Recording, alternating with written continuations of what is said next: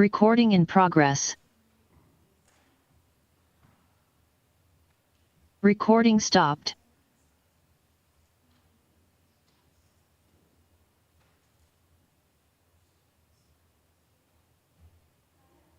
Recording in progress. Good evening and welcome to this regular meeting of the Hayward City Council. I am going to call this meeting to order, and on this one-week anniversary of our national and city election, I will ask you to please join me in reciting the Pledge of Allegiance. I pledge allegiance to the flag of the United States of America and to the republic for which it stands, one nation, under God, indivisible, with liberty and justice for all.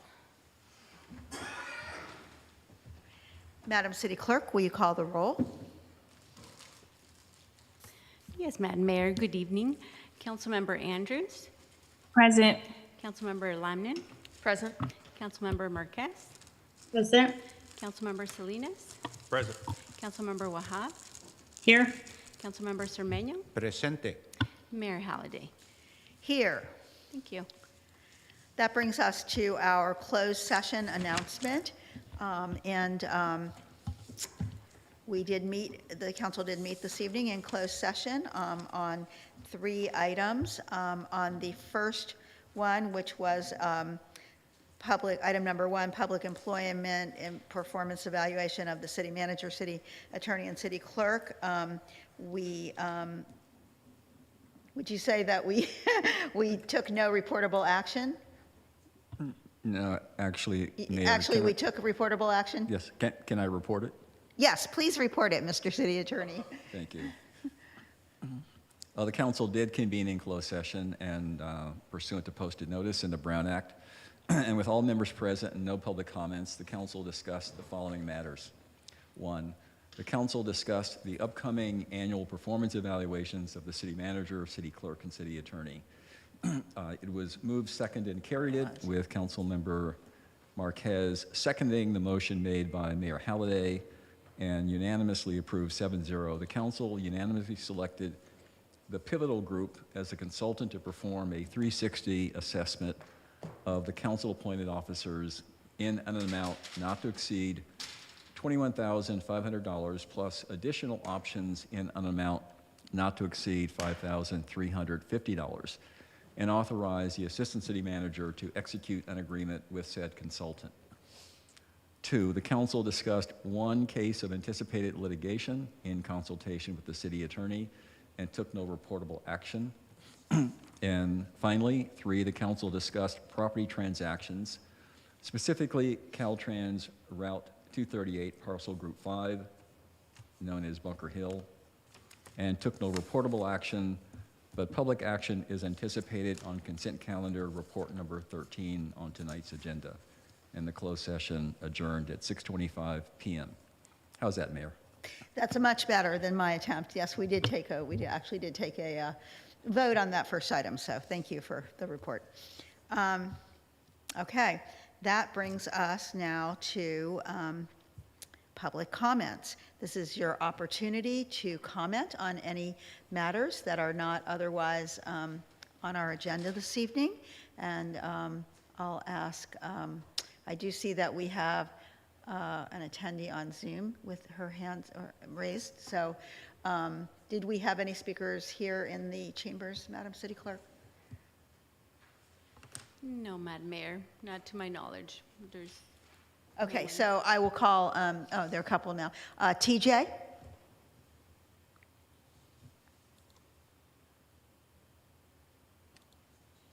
Hi, good evening, Council.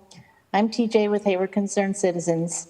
As we approach Thanksgiving, a time to count our blessings, I wanted to take a couple of minutes of yours and our Hayward residents' time to raise awareness of how hard it is to lose a loved one, particularly during the holiday season. This coming December 7th will mark the 3-year anniversary of the death of John Creech Jr., who was shot and killed while walking home from a friend's house along Santa Clara in the late afternoon here in Hayward. I'm sure those who travel through our city have seen the Justice for JJ banners placed by a family at Winton Avenue, A Street, and the 880 freeway overpass, or have seen the posts and pleas of his dedicated mother, Angel Santos, on social media. My heart breaks for her. It's hard enough losing your 20-year-old child, but to have no preparation or explanation for his life cut short, no closure to finding the person responsible for his murder, is absolutely devastating. I reached out to Angel, and she shared with me that JJ was born and raised in Hayward, and she had great memories of his younger days in Little League at Treeview Elementary. He was a smart and happy young man with a great sense of humor and a world of promising opportunities ahead of him. His mother shared her anguish recently on Nextdoor. Quote, "It's like all your years of protecting your child from not getting hurt to watching them turn into young adults, worrying about them driving in cars to finishing high school. Then bam, I get a call. Your child is gone and never coming back, with no answers as to why. My child was left as if he wasn't loved, to die all alone," end quote. I wanted to ask on behalf of the family and the police that if anyone has any information related to this 2019 homicide, to please contact HPD and support them with your ongoing investigation efforts. I also ask that this Thanksgiving, hug your family tight. Treasure the moments. You never know what tomorrow will bring. Don't ever take that time for granted. Wishing justice for JJ and his family. Thank you for your time. Thank you. Next, we have South Hayward Now, Aura.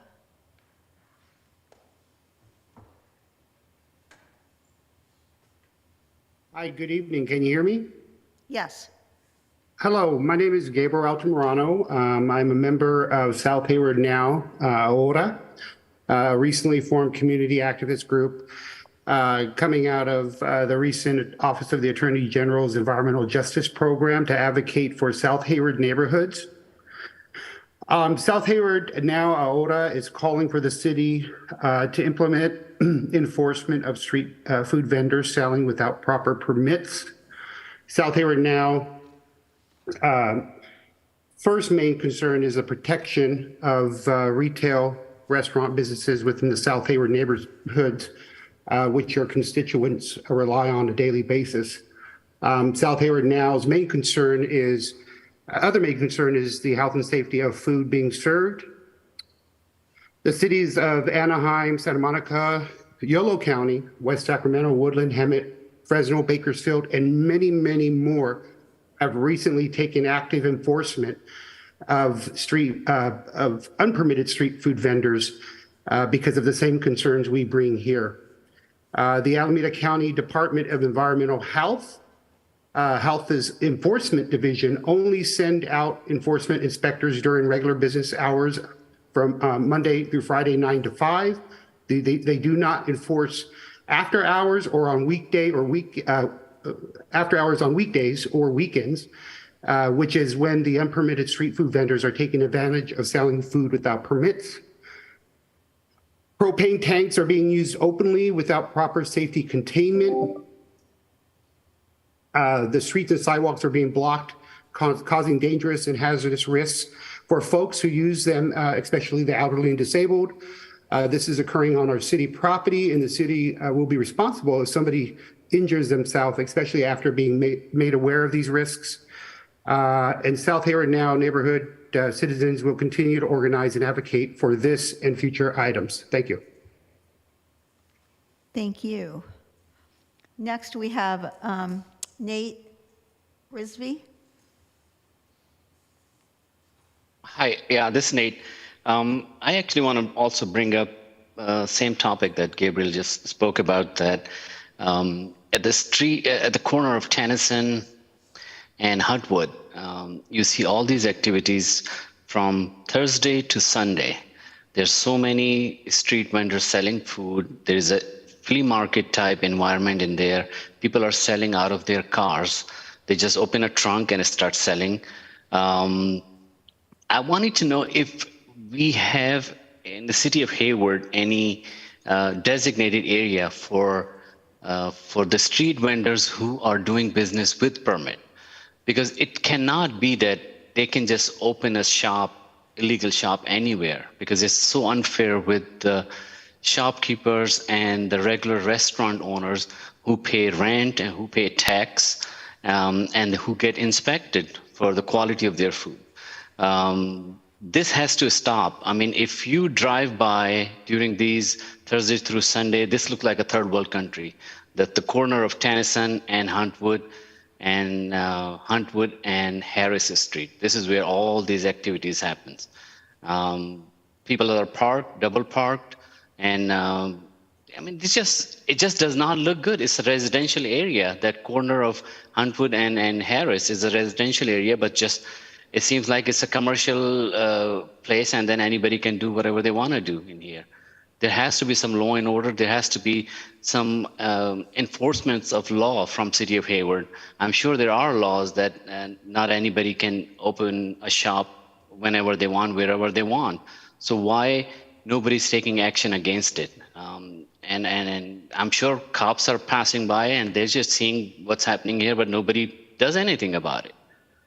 So I'm just surprised what's happening with Hayward, especially south of Hayward area.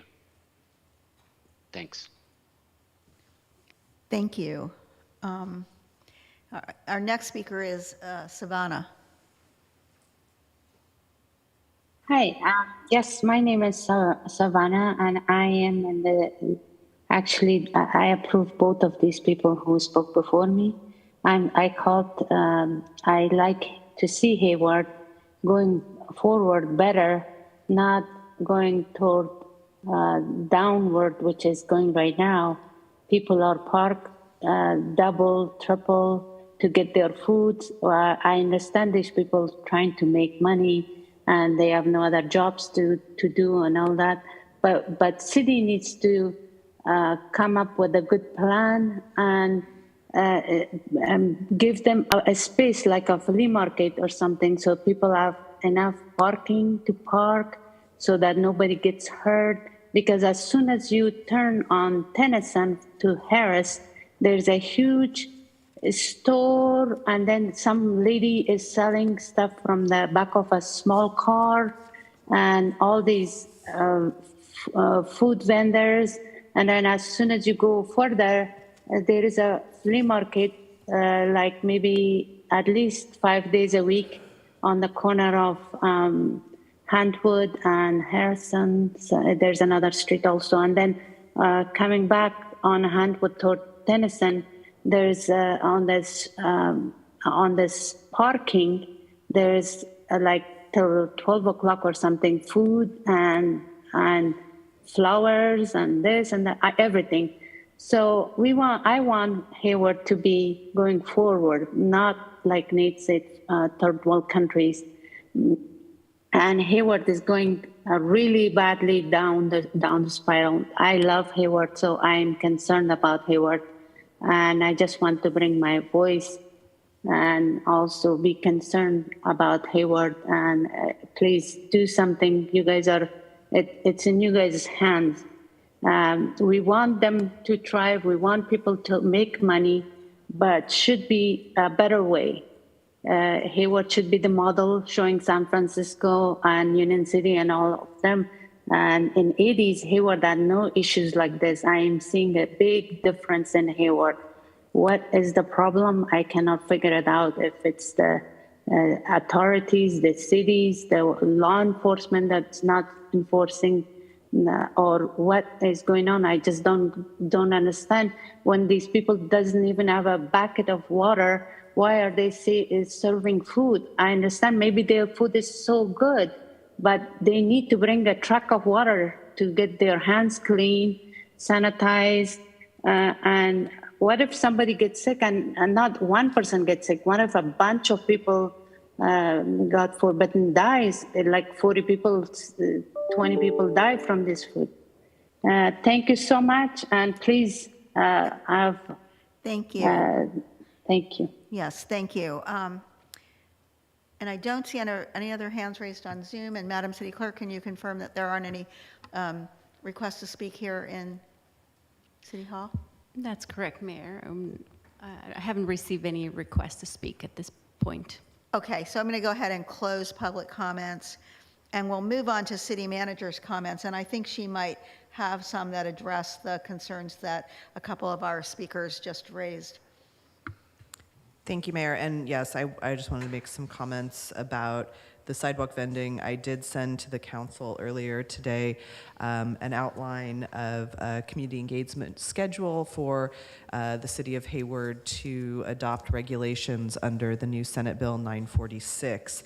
For those who don't know, Senate Bill 946 was adopted, I think it was last year. And the goal was to promote entrepreneurship and economic empowerment among low-income and marginalized communities, and to protect undocumented persons from criminal prosecution and subsequent deportations that might be triggered by municipal code violations for these street vending activities. So until we develop our own standards that are consistent with state law, we cannot regulate, cite, or fine vendors who are operating consistently with the regulations in SB 946.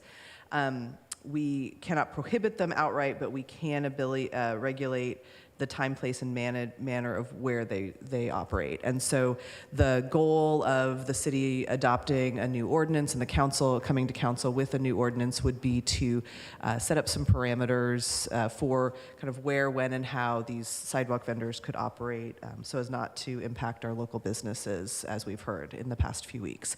So obviously we want to be thoughtful. We want to do some very targeted community outreach that has started. We have, our city staff has been making phone calls, personal phone calls to individuals who have contacted the city and made public comments at prior council meetings. If there are individuals who would like to be kept on the list for notification of those community meetings, you can contact our senior planner, Rosalind Thomas, and her phone number is 510-583-5552.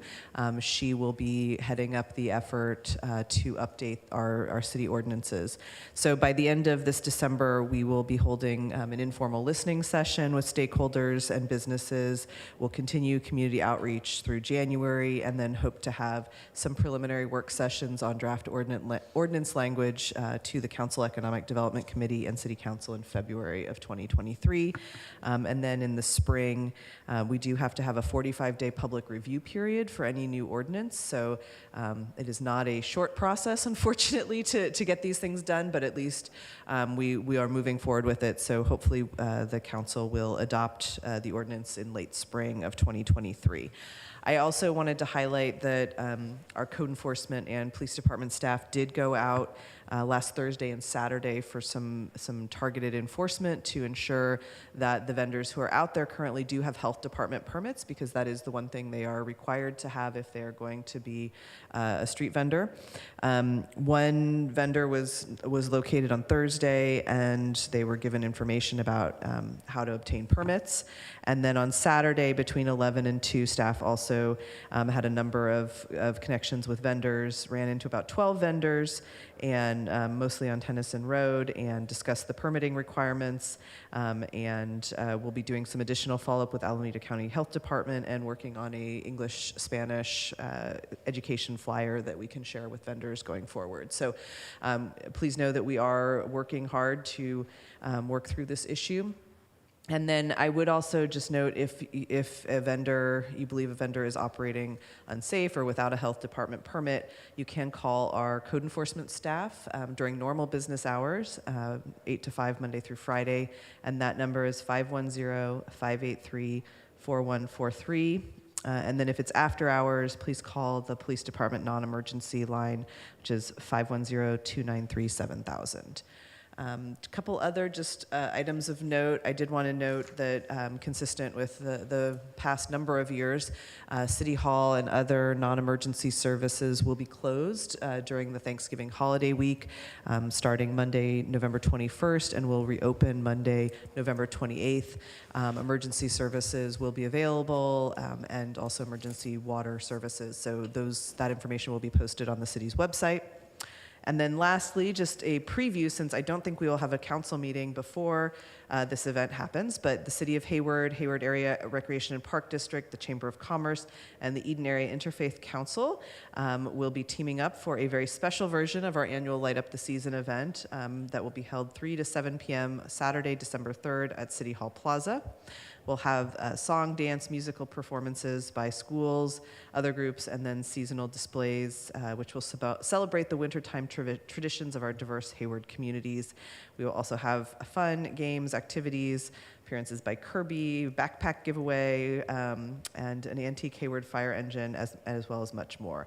And we will also be conducting a toy drive led by our police and fire departments. So we hope that you will come and join us. At the end of the festivities, 5:30 p.m., we will do as traditional, our tree and decoration lighting ceremony at 5:30. So please come and join us for the festivities. And I think that's it for this evening, Mayor. Thank you.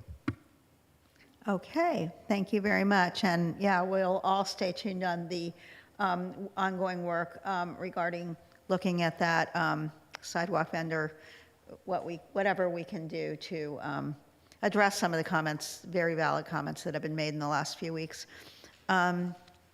Okay, that brings us to our action items this evening.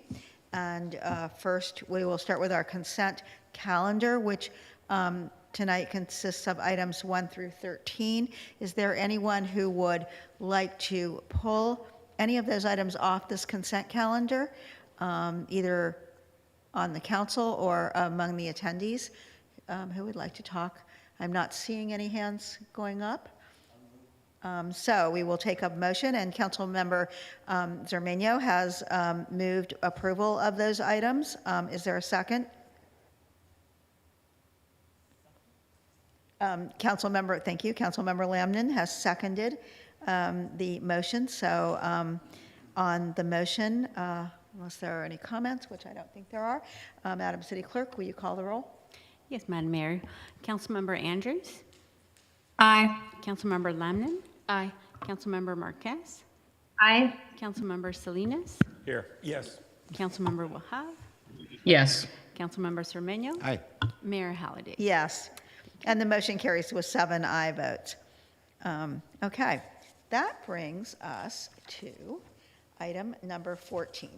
This is a work session on regarding needs assessment and capacity improvement in our dispatch center. And this will include a presentation of a consultant evaluation and recommendations. And I think I'll turn this over to our city manager, Ms. McAdoo, to start us off. Thank you, Mayor. I'm very pleased to be here this evening to present this item in conjunction with a larger staff team who is joining with me mostly online, I believe. And I'm hoping that our Community Services Manager, Jessica Lobodon, can share the PowerPoint presentation from her screen. There she goes. Great. And we'll get started.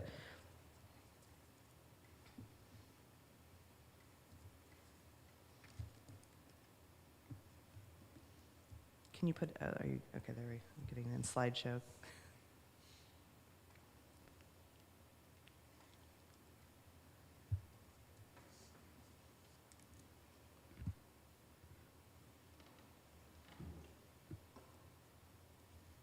Can everybody see this, or is it still in note view? It's in presenter view. Got it. Yeah. No, So if you could, I think it's in note view right now. We can see the presenter one with the notes. Sorry to interrupt. Thanks. Yeah.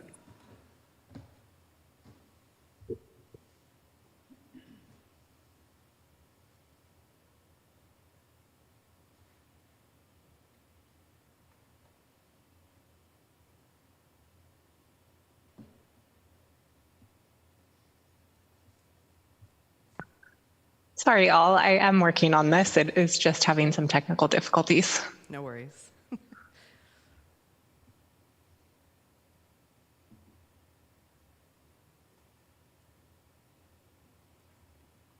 Great. There we go.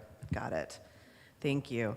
So this evening, as I mentioned, I'm joined by a number of staff team members as well as our consultant team from Federal Engineering. Next slide.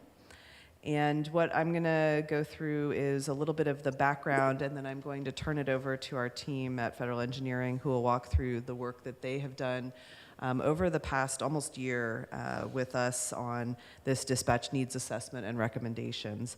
And then we'll talk a little bit about next steps and some additional staff recommendations. Next slide. So just for background, obviously the council remembers in July of 2020, council directed staff to conduct a community engagement process following the murder of George Floyd and calls for reforms and changes to the way our police department responded to mental health calls for service. That culminated in a number of community conversations and a survey of Hayward residents throughout the fall of 2020. And then we held what we called our Public Safety Policy Innovation Workshop with community members, police department members, fire department staff members, and other city staff to address these concerns raised in the community engagement. In May of 2021, we presented the final findings and recommendations to the council, and council directed staff to implement the 9 recommended pilot projects. One of these projects was the Dispatch Needs Assessment and Capacity Improvement Plan, which was to support the new public safety projects and other mental health response initiatives highlighted as part of that process. In October of 2021, the city entered into a contract with Federal Engineering Consulting to begin work on this dispatch needs assessment. Next slide. I just want to take a moment to thank our internal staff project team, some of the members who are here on this call this evening. We have our fire chief, Garrett Contreras, our acting police chief, Brian Matthews, our community service manager, Jessica Lobadon. In the audience here, we have our communications administrator, Michael Diorian, who runs our dispatch center, and we had a whole host of other staff who participated in this process. I'm probably gonna miss them, but from IT, from the dispatch center, and so just really grateful for all of their participation in this work. With that, I'm going to turn it over to our team from Federal Engineering, who will walk through a high-level overview of the methodology that they used and some of their recommendations for both the dispatch needs assessment and then also in response to the council's concern regarding data from our HEART program, which is our mental health response units, some recommendations they have for how the dispatch process and the dispatch center can be better utilizing data, collecting data, and how field staff can be working together in that way. So with us from Federal Engineering tonight, we have Cindy Sparrow, Tracy Wards, and I think Scott Strom is here, but I know Eric Perry is here. So I'm going to turn it over to that team, and they will walk us through the next series of slides. Excellent. Thank you so much, Kelly. And this is Cindy Sparrow. So Hi, everyone. Hi, everyone. I'm Cindy Sparrow. I'm one of the consultants with the Federal Engineering team that had the privilege of coming to work with the teams at the City of Hayward and the Hayward 911 Emergency Communications Center, as well as police and fire. There are a few of us on the call this evening, and we're going to take turns just going over the next couple of slides to give you an overview of the work that we did with the team and what the recommended outcomes were. To explain this first part on this slide, this really gives a high-level overview of the regions that we focused on and what the outcomes of the recommendations were. But part of our methodology is that before we came on site to meet with everybody, we had a kickoff call, really got to understand some of the key issues that were happening, that were driving this study request. We did a lot of data collection ahead of time, and then we got to come on site and meet with the teams from leadership and frontline across the city and across the whole emergency services system. So when we spent time with the various groups of stakeholders and interviews and focus groups, we were able to just glean a lot of really good information along with observing the communication center itself. So that's the first part, the first phase of our project.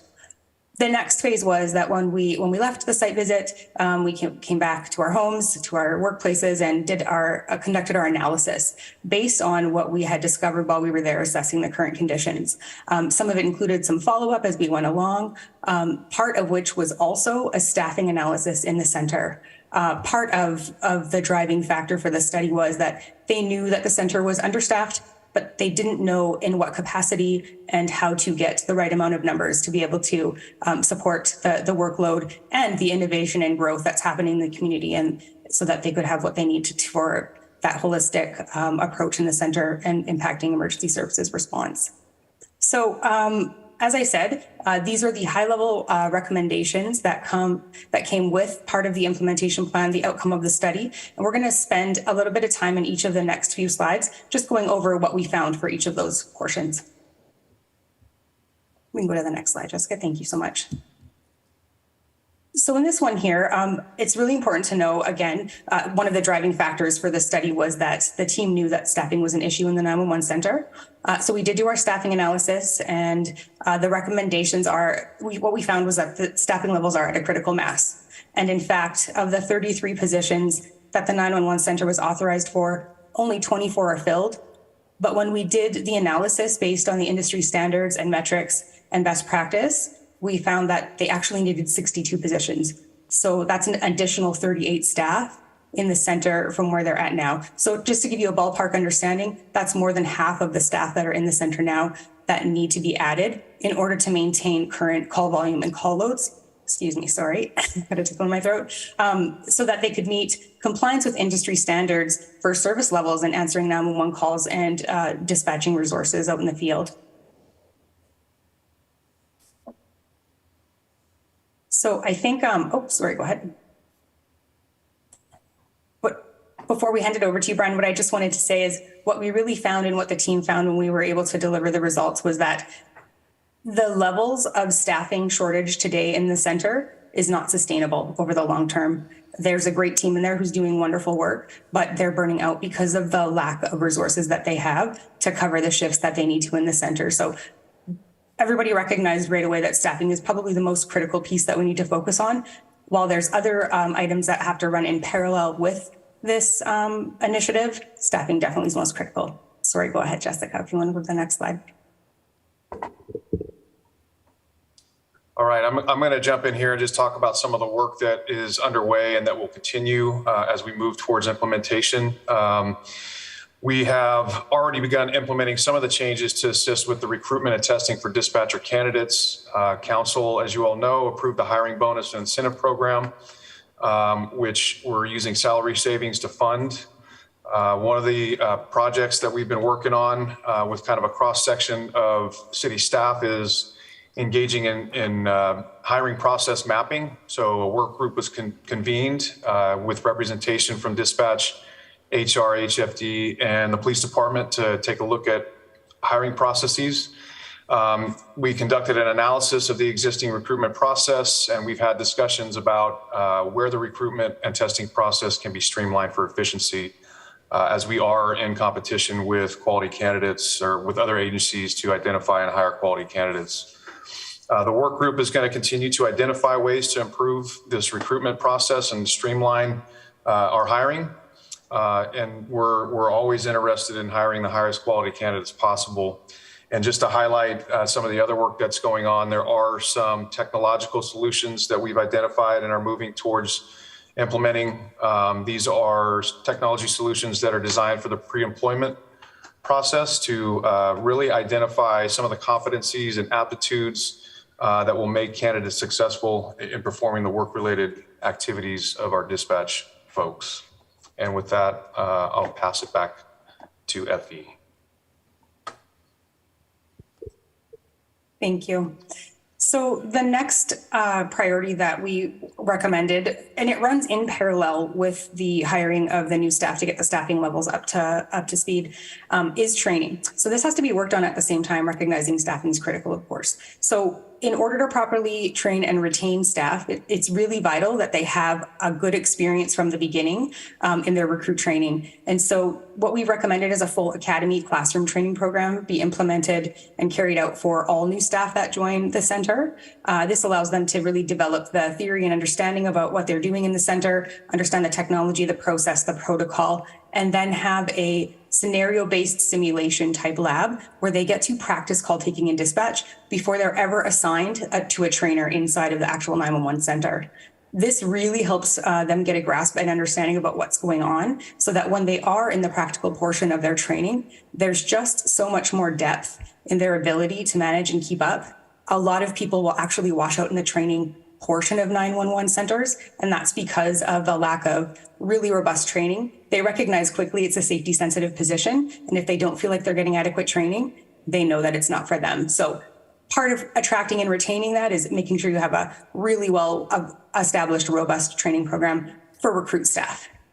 In that vein as well, there is also continuing education and professional development that we're recommending for current staff.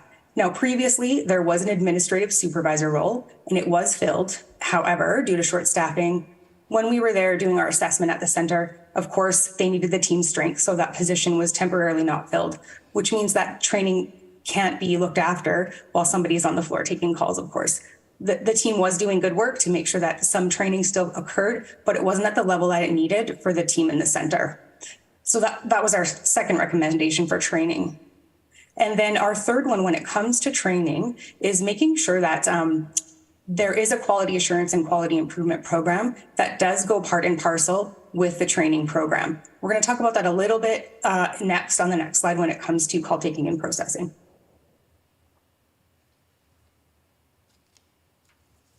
So the third recommendation that we had that we were asked to actually review was medical call taking and call processing in the Hayward 911 Center. So we are recommending that they do procure and implement a structured commercial call taking and dispatch protocol, that they first start with medical protocol and begin taking medical calls in the center, and then implement fire and police protocol afterward.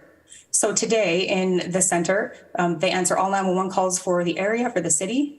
And for medical calls, they get about half of the information, and then they must transfer it over to ACRAC, which is in Alameda County, for it to get medical protocol assessed. And so a really important point is that you want to try your best to never transfer 911 callers anywhere once you've received them. A really good high level of care means keeping them in-house and being able to provide them that call processing protocol, those life-saving pre-arrival instructions for things like choking, CPR, and childbirth, and keeping them right on the line while they get the information and send the responders from the center anyway. So it really cuts down the time in the response of crews, and it makes sure that there's real-time information in both the center for the dispatchers as well as for the field responders. So part of that call processing protocol is also that it standardizes the call taking process. So it trains staff in its use. There's a standardized approach where you're asking specific questions in a specific order that really help to narrow down scene safety issues and get to the heart of the matter and be able to provide those life-saving instructions. That means it's also really measurable when there's a standardized method, and you can measure it against those standards and those industry best practices, which allows for an excellent quality assurance and quality improvement program so that you can ensure that you're reinforcing the good habits from call taking and dispatch while giving also areas of improvement to focus on through more training and quality improvement.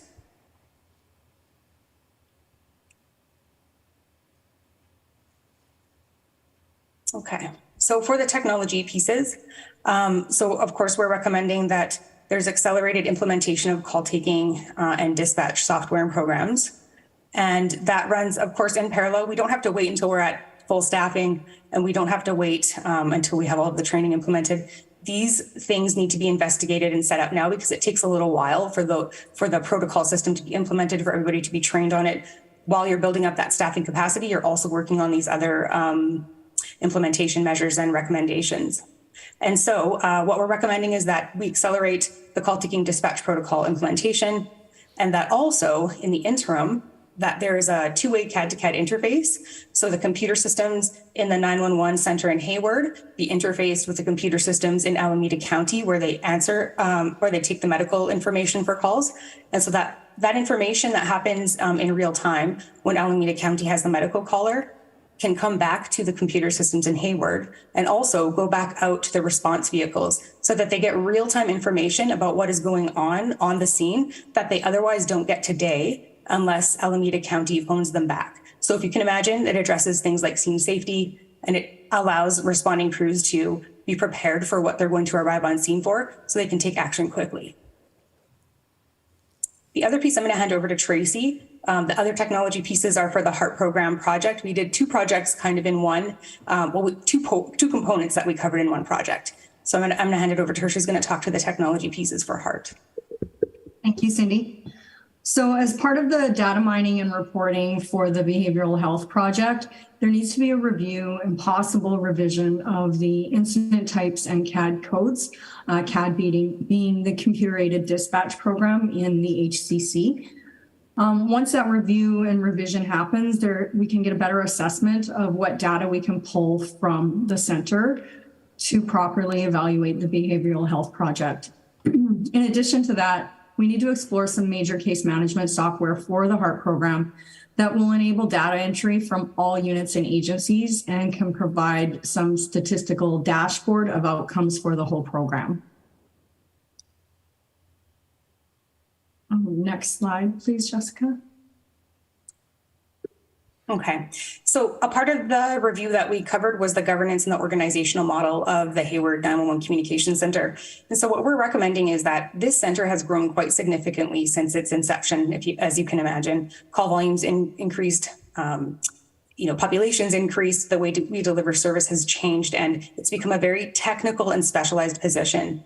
And so what's happening in centers across the continent is that they're outgrowing models where they're a portion of an emergency services department. And they're typically, especially in areas the size of Hayward and with the service level deliveries that you have, they're becoming their own independent department of a municipality, of a city. So we're recommending that they do make efforts towards becoming their own independent unit. The governance model for that would be, of course, that they would, there would be a center manager that ran it. Really important that we have center managers or chiefs or commanders of centers that have specific training in public safety communications education with how technical and high level it is in today's environment in the industry. It's really vital that we have that level of expertise to lead the team and run the center. And so, so in today's model, we're recognizing that some of that gets bottlenecked just simply because of capacity levels. And so working towards a communication center manager who has the autonomy to run the center on his or her own, and then just creating that governance model where there is equal representation of all public safety agencies. They would have the same input that they do today, but instead of it being one department being in charge of it, it would be its own independent department. And the director, the manager, the chief, whatever we decide to call the person that runs the center, would report out to a board, which would include public safety and city attendees on the board. And this way, everyone has equal representation and not one agency is perceived as a client of the other. Absolutely.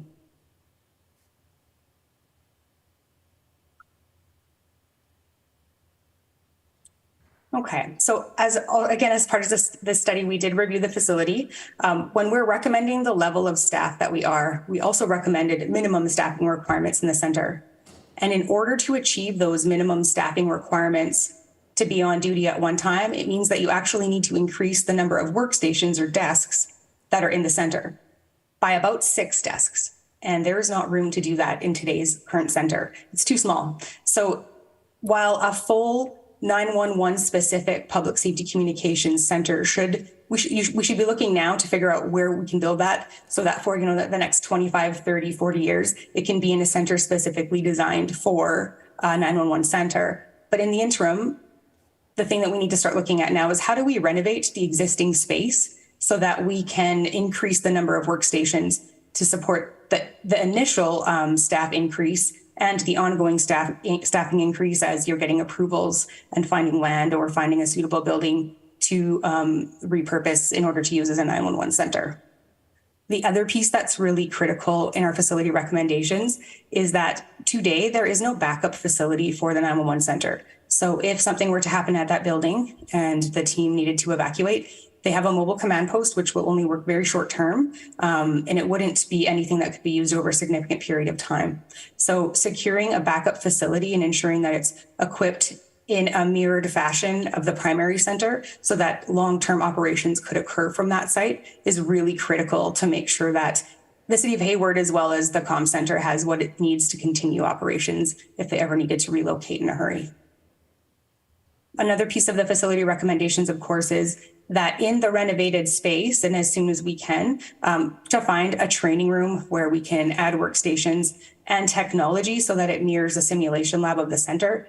Clearly, it doesn't have to be the same size, but it needs to have enough workstations so that you could run a training class of recruits for a couple of weeks in it on a regular basis. Backup facilities are actually excellent facilities to use for training centers. That happens quite frequently. So if you can find a place for a backup facility in a short amount of time, it's a great way to put a training room in as well. And then the last thing is there's not a private room for like a supervisory office where you could have one-to-one sessions or coaching conversations with staff. And if you can imagine, there's a lot of trauma and stress exposure on the job for 911 staff. They don't really have a private room or a quiet room where they can go and have time off the floor and just have a moment to regulate in between calls when they need to. There's really nowhere for them to do that today. So we're recommending that facility as well. Okay, I think I'm going to take this presentation back over. And I'm going to just go through, I appreciate Federal Engineering presented sort of their findings and recommendations. Obviously, we have to look at that in the context of the entire city organization and sort of what's financially feasible as well as also operationally feasible going forward. So we came up with, based on the recommendations, the sort of global set of recommendations that will kind of lead to a longer term strategic plan for the communication center. Some of those sort of higher priority short term implementation measures that we can work towards right now. And I want to, obviously, as you heard, staffing is our most critical issue at this moment, and I think we're not alone in that. Other agencies are facing the same challenges in terms of recruitment and retention. It's a similar issue we've been facing with our sworn police officer positions, so it's something that we have all been very focused on in terms of getting the staffing up, at least filling all the vacancies, and then trying to work towards adding additional staff capacity. So we are, I want to just say that we haven't been waiting for this PowerPoint presentation to the council to start implementing a lot of this work. As you saw, we've already done a lot of work internally between HR, fire, police, and the dispatch center on some process improvements, getting some changes made to the recruitment process. So we're already working on some of those changes. And I will, on the next slide, talk a little bit more about kind of what our short-term recommendation is in terms of the position ads to be able to implement some of the additional items that you heard about in the presentation in terms of new protocols in the center and medical dispatching. So again, sorry, go back to the other slide first. So the other key priority recommendations are the implementation of the additional training that was mentioned, the implementation of the emergency medical dispatch protocols and training, which will help us more successfully implement our HEART program and the mental health response units, and in addition to providing a higher level of customer service to our Hayward residents. And then the implementation of the QA/QI program, and we think that this can actually be accomplished. We do have an EMS coordinator position that lives within the fire department, already does QA/QI for the paramedic program and medical program within the fire department, so could be also tasked with the work in the dispatch center. I did want to just clarify the backup facility question. Yes, it is critical to have a backup facility, and we do have one that is in the works at the Fire Training Center. It is not open yet, as that facility is not finished, but that is intended to be a backup communication center. And then we also do have the mobile command unit, which has a dispatch capability within a couple of stations within there. So if we'll go to the next slide. So obviously, just given our current space constraints in the building, we could not even physically accommodate 38 new employees with workstations in that building. And also with the current recruiting environment, we think that the addition of 6 positions at this time is reasonable, can be accommodated within the existing space, and can help us move towards implementation of the protocols that we've talked about. And after we implement some of the technology improvements that have been mentioned, as well as the protocol enhancements, I think we'd like to take a much more comprehensive review of the position recommendations, just to make sure that that's still what's necessary once we've made some streamlining to our processes. So obviously the position ads are the most expensive part of this recommendation. And then we've talked about the implementation of the QA/QI program. Rough estimate of about $170,000, but we may not need all of that funding, depending on how we're able to work within the fire department and some existing staff on that. And then the additional training is only about a $20,000 a year increase. And then the emergency medical dispatch protocols and training, we need to do some further research on that process to figure out what that cost will look like. So the current ask that we will come back to council with, the mid-year budget, is about $1 million a year in sort of ongoing costs, and we'll sort of bring back additional recommendations for kind of where that comes from, how we move forward with funding that, and moving forward with some of these additional recommendations. And I know, this presentation is probably a lot more technical and in the weeds than the council usually gets, but given that we're asking for 6 new bodies on city staff, we felt it was important to show kind of the level of analysis and work that has gone into coming up with this recommendation, and really appreciate all the thoughtful work that staff has put into the work tonight. I am going to turn it back over to the FE team to move on to the next slide, so they can talk a little bit about the work that happened in the data analysis for the HEART program. So take it away. I think Tracy is going to lead on this presentation. Thank you. So as Cindy referenced, there was kind of 2 projects kind of running parallel, the HEART project and the overall project. And the HEART program data analysis was the first kind of request. And the initial assessment of the HEART program involved in-person and virtual interviews with the stakeholders, just so that FE could really obtain a thorough understanding of the intricacies of the workflow and the relationships between and within the agencies. And the objective of this was to try to identify some opportunities for improvement for the program, and to develop a future vision for solutions, and also to provide some recommendations to support that program.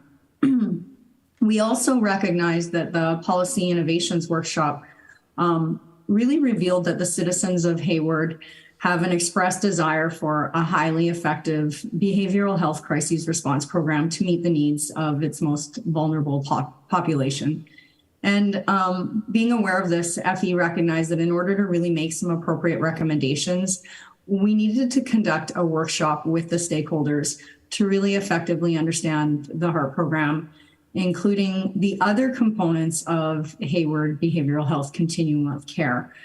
So the city of Hayward accepted this request, and so we set forth to organize and plan for the data workshop. Cindy and I attended in person, Eric attended virtually, and then there was a kind of a multimedia collaboration at the site as well in the library.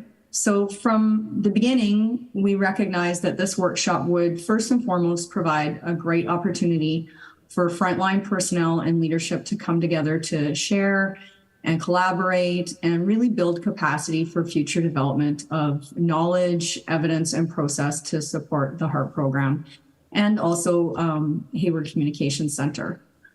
So like I said, the stated purpose of the workshop was to build that collective capacity to produce an improved understanding, not only of the relationships, but also of the data that was required to support a collaborative risk mitigation process, and to facilitate a working linkage between the actual practitioners that were engaged in the efforts to improve service to vulnerable persons. And then the added benefit of hosting such a workshop was the opportunity to involve the key holders and supporters of the program in this dialogue, and to actually have them kind of sit together and talk and start to appreciate each other's vision, their work process, and really get into the weeds and discuss what everybody does. And that will really help to identify gaps and opportunities for improvement. So the topics explored in the event included, we did a thorough business process analysis of HMET and MIHU, and we had a big discussion regarding opportunities to overcome challenges in data and measurement, and IT was there as well, and to improve and strengthen the relationships between the stakeholders. And then of course, to create performance improvements and identify that data.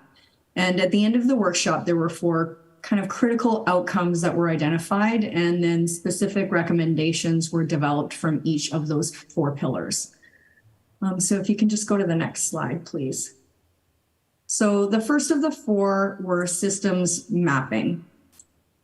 And the first recommendation, apologies, was that HMET and MIHU would work together to determine and formally delineate their roles, just to ensure that there was efficient service delivery and to prevent any duplication of services between those 2 teams, which HMET and MIHU are part of the HEART program.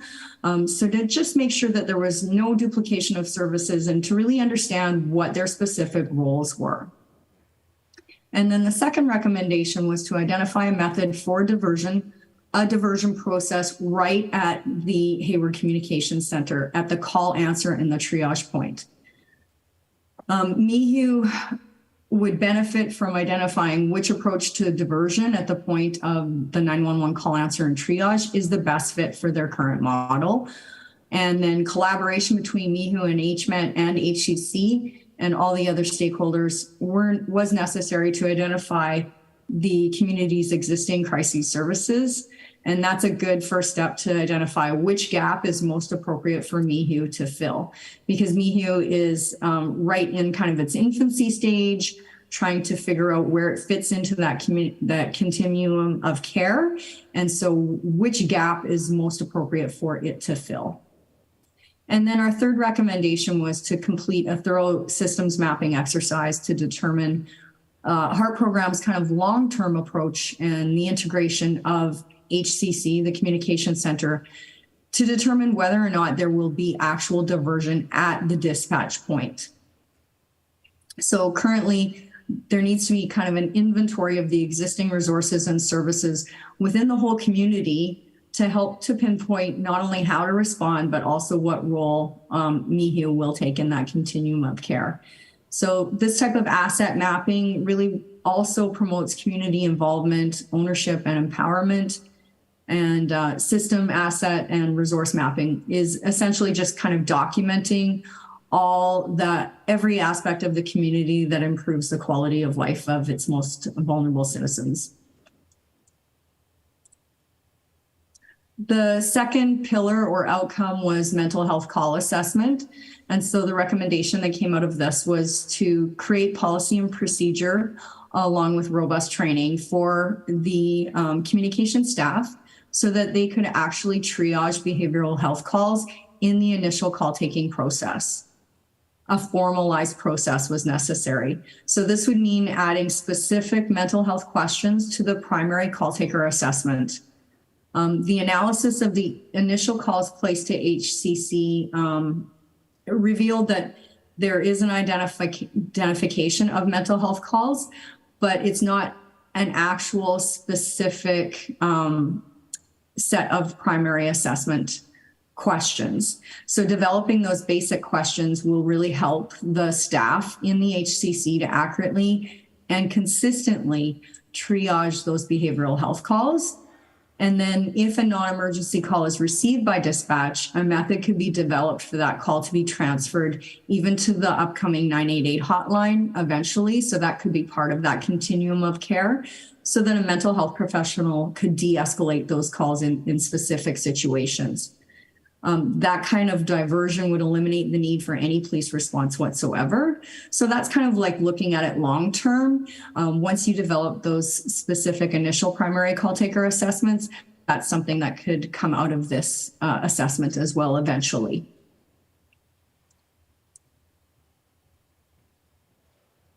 The third pillar was the diversion of eligible calls for service. So the first recommendation 5 to come out of this pillar was to actually identify which calls, if any, will be eligible for diversion to HMET and or MIHU response. So diversion at the dispatch point. Currently, diversion isn't happening at the dispatch point. It is more of a crises response for HMET and MIHU. So this would mean identifying at the dispatch point whether or not HMET will be dispatched firsthand. So if it is decided that either one or both of the HART units would be diverted at the dispatch point, the specific calls appropriate for that type of diversion really need to be determined. So you need to decide which calls could be effectively rerouted from a law enforcement response. But there's several factors that need to be taken into account to determine that kind of diversion. And that includes identifying specific call types that might be eligible. And you can do this based on call frequency and call outcomes, but to really dig deep into that data to determine whether or not that diversion can occur at the dispatch point.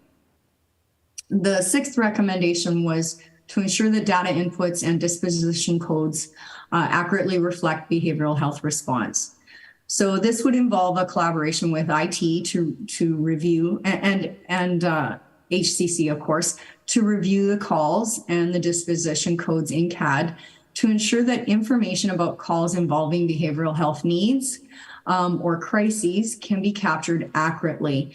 And it's not as easy as that sounds, but it may be necessary to even add more disposition codes or look at specific narratives in CAD calls to identify and account for calls that are diverted to that behavioral health response. Recommendation 7 was to implement robust training for HCC staff and the clinicians. And this would involve specific process to identify mental health crises calls so communication operators can quickly determine if a call can be resolved by a behavioral health professional and does not involve or does not require a law enforcement response. So a really robust risk assessment. Also, communication operators need to know which emergency responders should be called to the scene, whether it's police, fire, or ambulance, if the crises response or clinicians are not responding. And then also, to add on to that, how to react if situations kind of escalate and then law enforcement is required at the scene immediately. So how does all that look? And then recommendation number 8, to create and implement a quality assurance and quality improvement process for HART program. So this would mean identifying key metrics such as the total number of behavioral health crises calls and the related outcomes and how they can be established initially and then tracked moving forward. And then using those metrics to adjust process, policy, response, and also, of course, to report on the success of the program itself.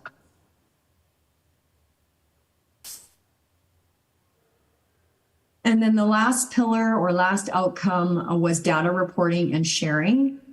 Recommendation from here to assign a data analyst position exclusive for the support and success of HART.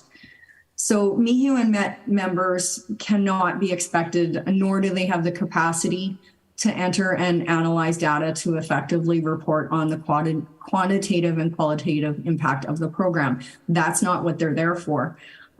So further, a data analyst can play a key role in reducing disparate processes, systems, and any silos that develop just by having perspective and kind of a holistic view of the program while they're collecting the data doing the integration and the analysis. And then finally, the final recommendation to create a process for data reporting and sharing to kind of bridge the gap between HMET and MIHU and to eliminate any potential siloed services or gaps or redundancies and approaches within the HART program. So this would mean a software solution to bridge the gap between those siloed services and programs, aiming at improving the communities through collaboration and data sharing. And that's, again, not an easy process because you have different agencies with different systems and different privacy agreements, and all that has to be considered when you're developing this program or choosing a software.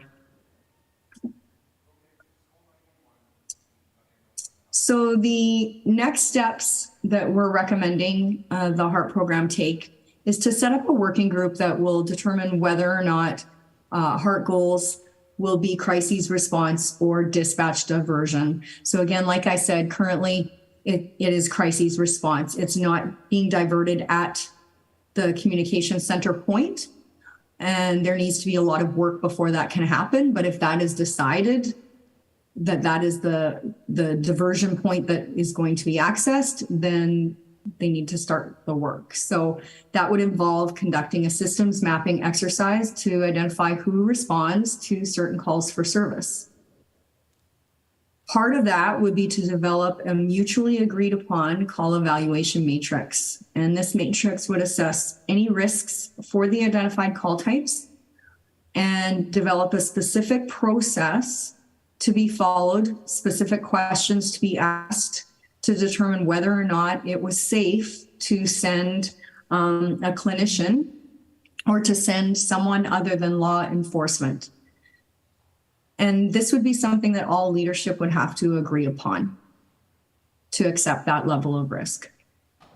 And then finally, to investigate a dashboard program that meets the data mining needs for stakeholders. So once this best pathway for the long-term HART program has been determined, then continued engagement and dialogue will have to happen to support any ongoing quality improvement, innovation, any changes that need to be implemented while they continue to improve public safety and the diversion of mental health crises. Great, thank you, Tracy. And I just want to highlight again for the council that you know, the work group has already been, these workshops were held sort of early on in FE's work. It's taken us some time to get the final reports put together and to come to council with the recommendations. But the data work has already been underway. We have staff in both police and fire who are working together, also in YFSB, who are working on this sort of collaboration around what sort of software solutions can be implemented, how we can better gather data. So I just wanted to just highlight that a lot of this work is already underway and really structured and framed by the recommendations that FE has made to the working group along the way. So with the HART program, there's really at this point not any cost implications necessary. We think a lot of the issues and a lot of the coordination issues will be addressed through the implementation of the emergency medical dispatch protocols, which we had talked about earlier. So we think that's where, you know, sort of where we're headed, and I think that's going to be sort of some of the key next steps. So timeline for implementation, November, obviously we are here with our council work session, and then hopefully January, February, we will bring forward some formal budget recommendations as part of the mid-year budget for council approval, and then really working in earnest to begin implementation of the emergency medical dispatch protocols and some of the other protocols. Hopefully by then we'll be able to hire some more staff and fill some of those vacancies, and at least get the vacancies filled in the meantime while we're waiting to bring those recommendations back to council. So with that, I think this is a work session, so start with public comments, and then we'll be here to answer any council questions and receive comments. Thank you again to the team, and we appreciate council's attention this evening. Okay, wow, that was a lot of information. And I mean, I know we all read the report too, but that it was really a lot of information. And I see we do have a bunch of council comments. So I'm going to start here with Council Member Zermano. Mayor, did you want I'm to sorry, do you're public right, comment? public comments, sorry. And actually we do have some. So I'm going to open public comments on this. And we have TJ. Hey, TJ again with Hayward Concerned Citizens. I do want to thank you for highlighting the important work of our Hayward Communications Center, by far the most important of the HCC acronyms in our city. I also appreciate the staffing and training recommendations, but I failed to see why this policy innovation workshop priority recommended last year to explore a more effective triage of calls for service has now morphed into a ballpark $400,000 consultant to come to the conclusion that the organization model of dispatch's current staffing, leadership, governance, operations, facility, and support is not sustainable.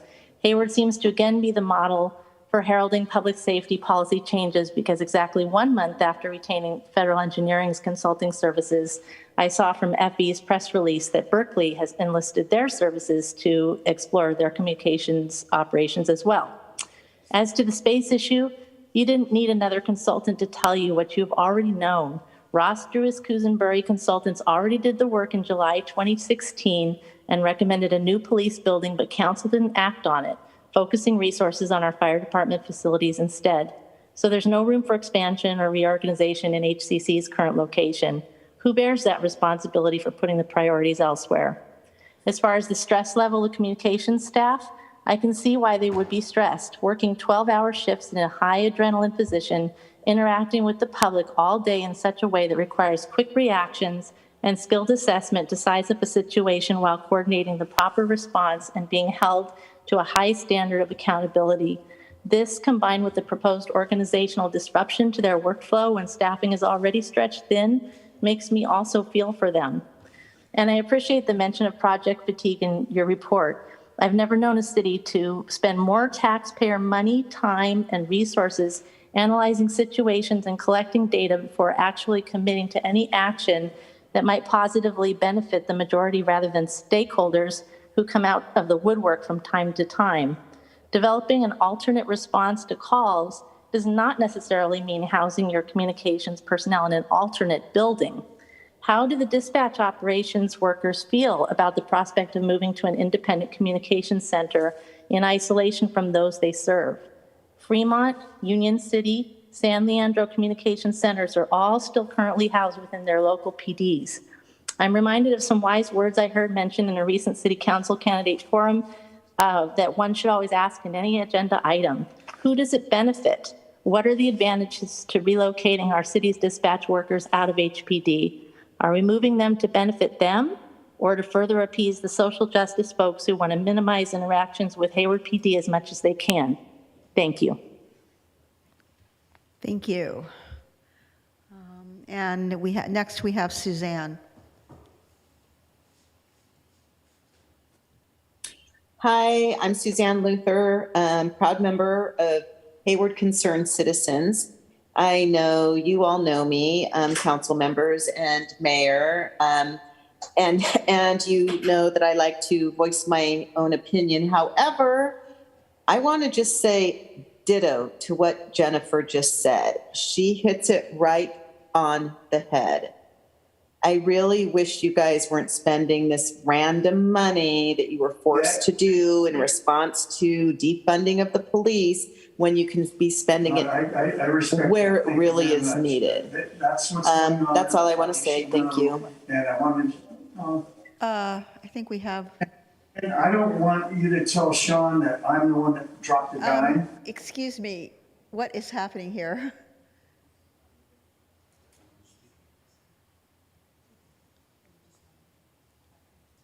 I'm done speaking. Yes, I'm sorry, it isn't you. There is some other person speaking on the, there was another voice, and I'm not sure where that was coming from, but it's gone now. Okay, sorry, Suzanne, that was, so are there any other members of the public who wish to comment on this item? Not seeing any hands on the Zoom attendees or anyone here, so I'll close public comments. And now we will go back to council members. Okay, Council Member Zermino.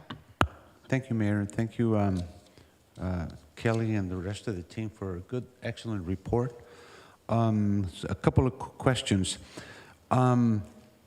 Is our Hayward call center a separate line item on the budget, or is it part of the police budget? Right now, it is housed under the police department budget. It is not a separate. Okay. It's not a separate line item. I'm thinking that since Hayward call center deals with fire and with now medical and also police, maybe we should consider listing it separately. Just because we're now going to be adding some more positions to it. We're thinking of a location, so perhaps that's something that ought to be considered. Facilities. We're building an addition to the police station, right? There's a... We're building a locker room facility, a new locker room facility outside of the building. Right, but outside. it'll, yeah. Any thoughts of maybe putting a second story on that and putting that and using that for the dispatches? It's actually, I believe, a modular building, so I don't know that it would be able to accommodate a second story. We are currently in the process of looking at the revamping the needs assessment for the police building, and hopefully we'll be able to bring some ideas and suggestions back to the council. Yeah. I imagine that sometime in the future soon we'll talk about a new police department building, but at the moment it's not it. For the new facility, for inner facility, or even a permanent, temporary, or branch of the dispatch center, maybe we ought to contact Chabot College. We're building a new library in the Grand Plaza there, and the old library, which is a circular building, is going to be empty. That may be a possibility, so you may want to contact Chabot on it, as opposed to if it's something that we can use. I'm glad that we're separating medical, fire, and police, because it is important. The Hayward call center, that's what it's going to be. The HEART program is excellent, because now we're going to see if we can have the dispatchers come in and say, well, this looks like a medical as opposed to a violent cause. So that's good. The areas of priorities are excellent. You know, the staffing, the training. A couple more questions here. Let's see.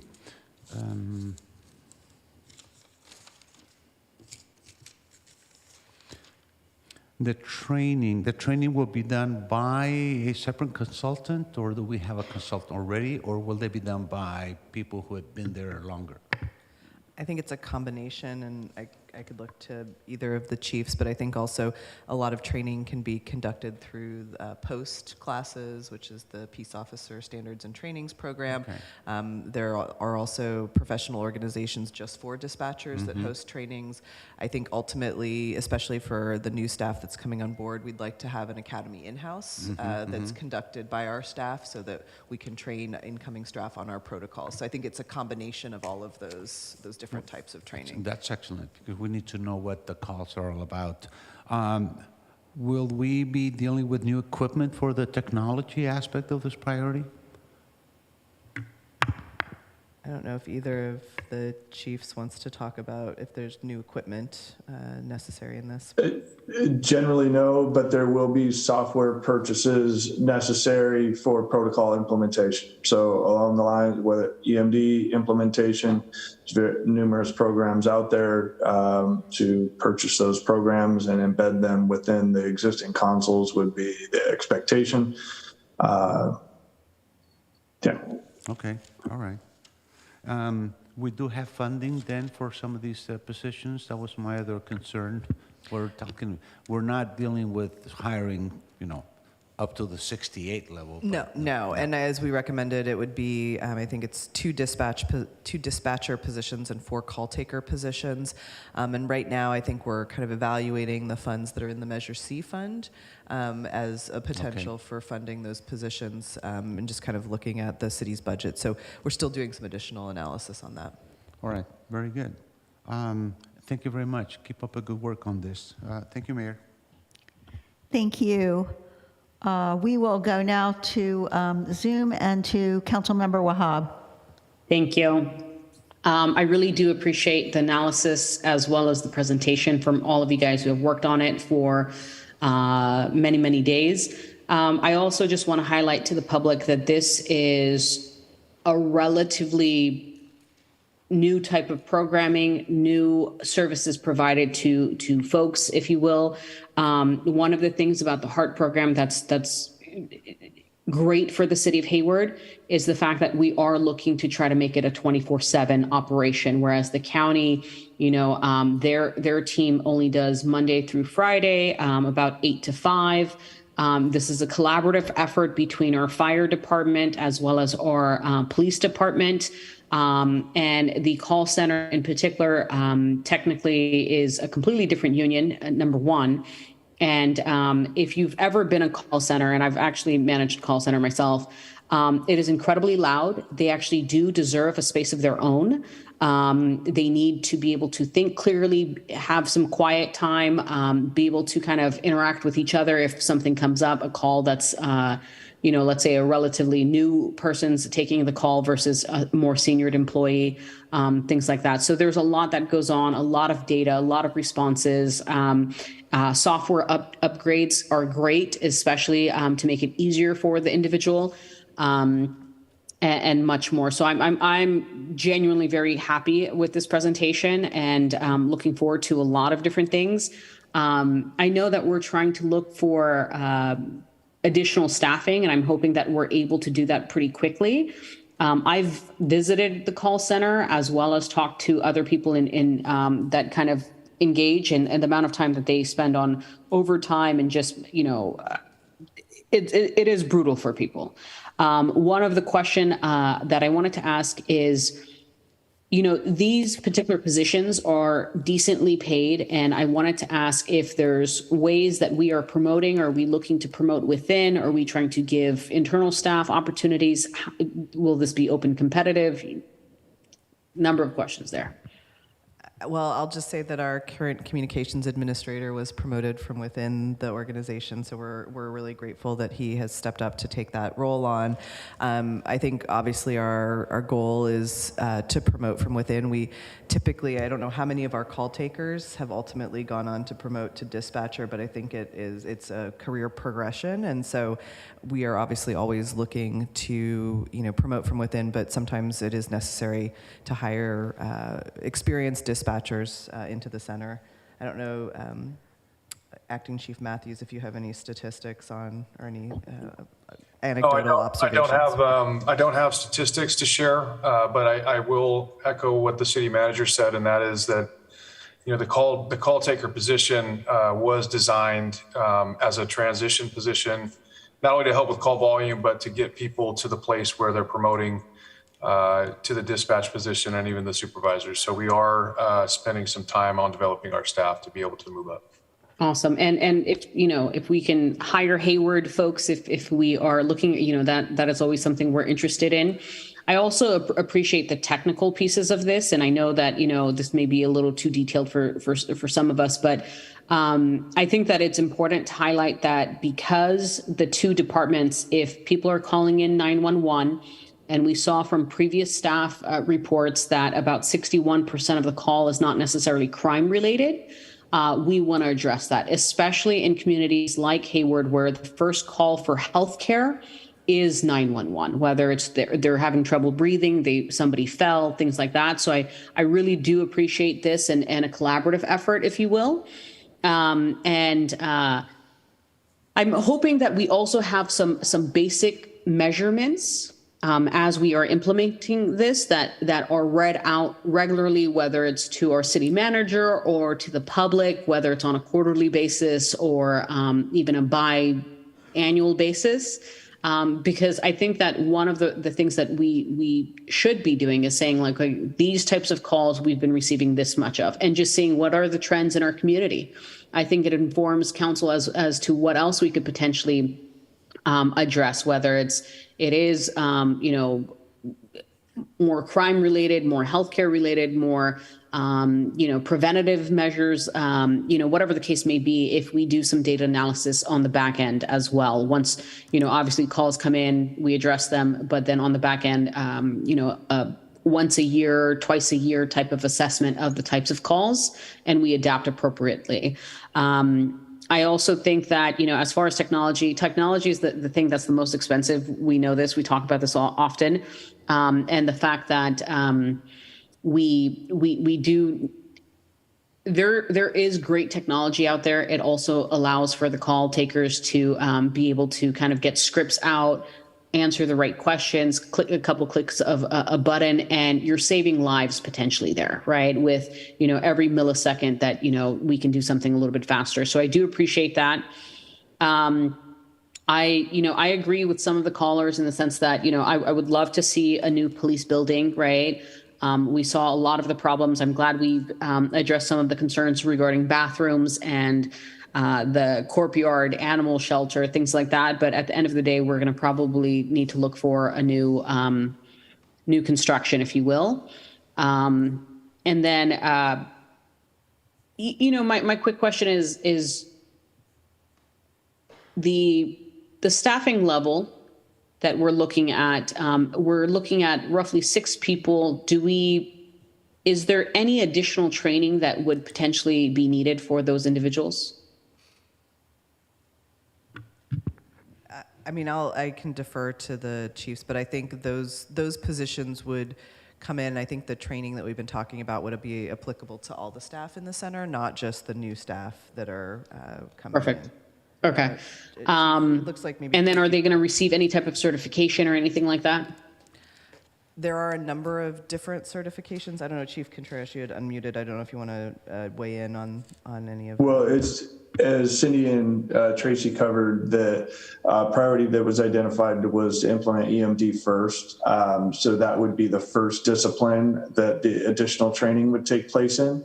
And then subsequently fire dispatch and law dispatch would be the next protocols implemented. All of that, of course, being staffing dependent and being very aware that we need to get the staffing levels up so that the staff has the time to be able to take on new roles and additional training. Yeah. So Chief Matthews and Chief Contreras, we see this. I'm very supportive of this. I wanted to ask, is there something, granted you guys worked on this for a lot longer, that you guys feel would be kind of an add-on request that you don't see here that you guys would like to kind of also potentially talk about a little bit further in the future? I guess I could start. I think there's a host of different ideas that have been thrown out in some of these conversations, everything from obviously upstaffing, but even the type of staffing that we have in the dispatch center. So when we talk about diversion at the point of contact in the dispatch center, is there an opportunity to, bring behavioral health specialists into the comm center itself to be able to do the diversion right there on site? There's a host of different things that we discussed, but I don't know that we're necessarily there yet. Okay. Chief Contreras? Yeah, there's a lot of aspirational goals. Having a clinician in the call center, triaging calls as a registered nurse or a physician's assistant, is that aspirational? But that's a long way out. We have to have measured expectations on the data until we have all of the pipes open on data. So that with HIPAA, there's a lot of barriers to entry. We're taking down those barriers as we go and have made a lot of progress and anticipate making a lot more in the coming months. But, kind of clearing that roadway for data sharing is one of our biggest obstacles. We know the council is going to expect metrics, it's going to be very difficult to produce really quality diversion data until we have EMD implemented and we have pipelines in place so that data is sharing across disciplines and across industries, if you will, but including into the healthcare industry and the mental health industry. As that breaks down over the next 6-8 months and we're able to produce on that front, I think that we will reach some of our aspirations through that effort. Perfect. And then as far as, and we want, as things are coming up, I'm hoping we're keeping kind of like a bucket on the side that we're putting in additional ideas or goals or things that we eventually want to tackle as well. Just, even if it's not the main picture, it's a side piece that I think it's important.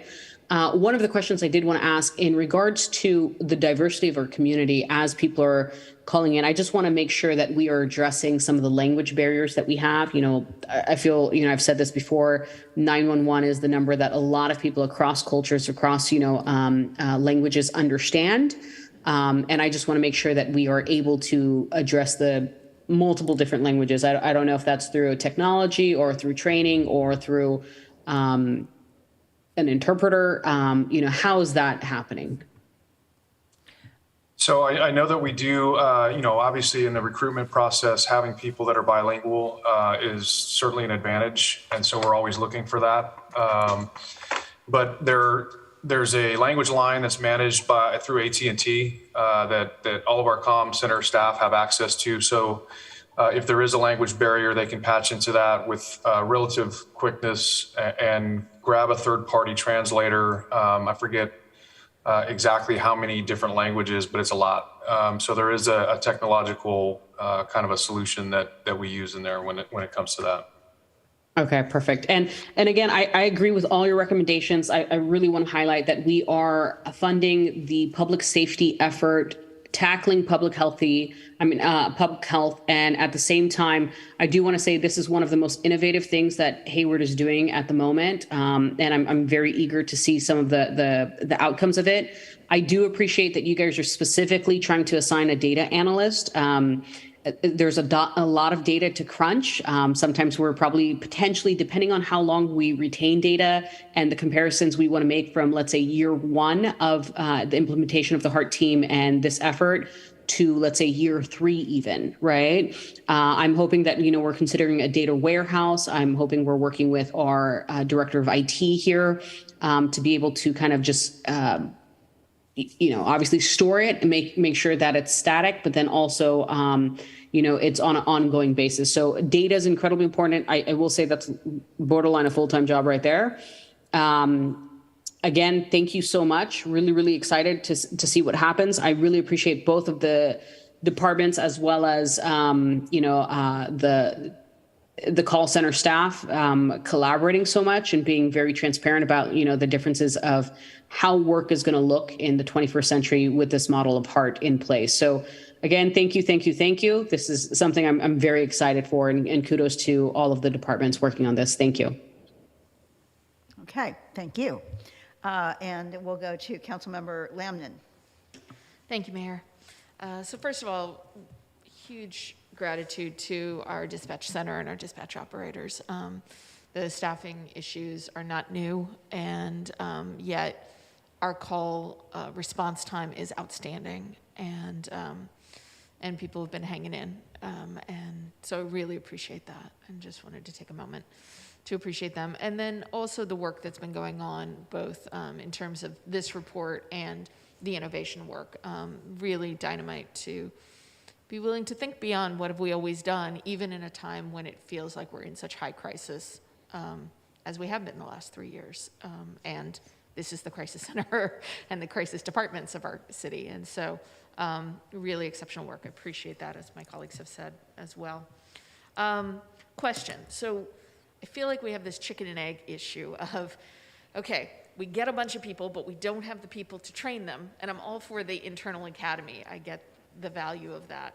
So can you just briefly, somebody sort of help me understand how do we do that if we were to bring on 6 to 10 people at a time? We have our academy. Who trains it? How does that happen if we don't have the people Do you know what I'm saying? Well, I do think that there are a lot of, external training resources. I think, and I won't speak for the staff in the center, but the prospect of having a bunch of new people will be exciting and like, okay, come sit with me, I'm going to train. I think there will be an energy and excitement about just having the new bodies and, a willingness to maybe work some overtime to help with the training because they know it's helping them in the long run. But I'll turn over to either of the chiefs if they want to make any other comments. I do think, it's not impossible to train that number of staff. They're not all going to start on the same day. And so I think there's some staggering that will happen as well. Yeah, I would add that it's not a one size fits all. There's the goal of getting the pay to a place to where we can recruit laterals so that they don't need the same level of training. There's a goal to have entry points as call takers that don't require post certification. So we've already implemented some of those changes in the hiring process to make it and eliminate some of the passive entry for entry level positions into the call taker. There's a lot of different things that are going to happen, but ultimately because of the unique nature of being a police and fire dispatch center, there needs to be that internal cadre of instructors to bring new employees along and have a proper onboarding so that they can operate in this space that we're expecting them to operate in, which is a very high level of sophistication in a comm center where they're triaging down to, protect the public safety and responder safety. So it is, I agree, the chicken and the egg piece. I think we're, to use another overused cliche, we're walking and chewing gum, and we'll likely find a whole host of making things happen, and real important that we make sure that their pay is on par with the industry standards so that we can recruit those laterals and expedite the process. Sorry, a little long-winded, but sorry for the cliche. It's okay. No, I appreciate it because, obviously I concur with the staffing issue. That's not new, and we certainly need to do that. We've done a bunch of things. One of the things that I don't know that we've done, and I don't know if this makes sense, but I'll put it out on the table because we're having a conversation, which is to have a testing fair, a dedicated day, potentially multilingual, utilizing some of the tools that were talked about in terms of testing, and having, all of the pieces, the background check people, the psychology people, all on one day. And maybe we do it at one of the colleges. Maybe we do it at one of the school sites or a Parks and Rec site, whatever. But, wondering if really getting that cohort in the door, if that makes any sense. Somebody can comment or not. I'll just put it out I think there. we can look at it. I think the testing is one thing, the psych and the background, sometimes they have to go and interview people, and so that might not all be able to be done at the same time. So I think it's an interesting idea we can explore.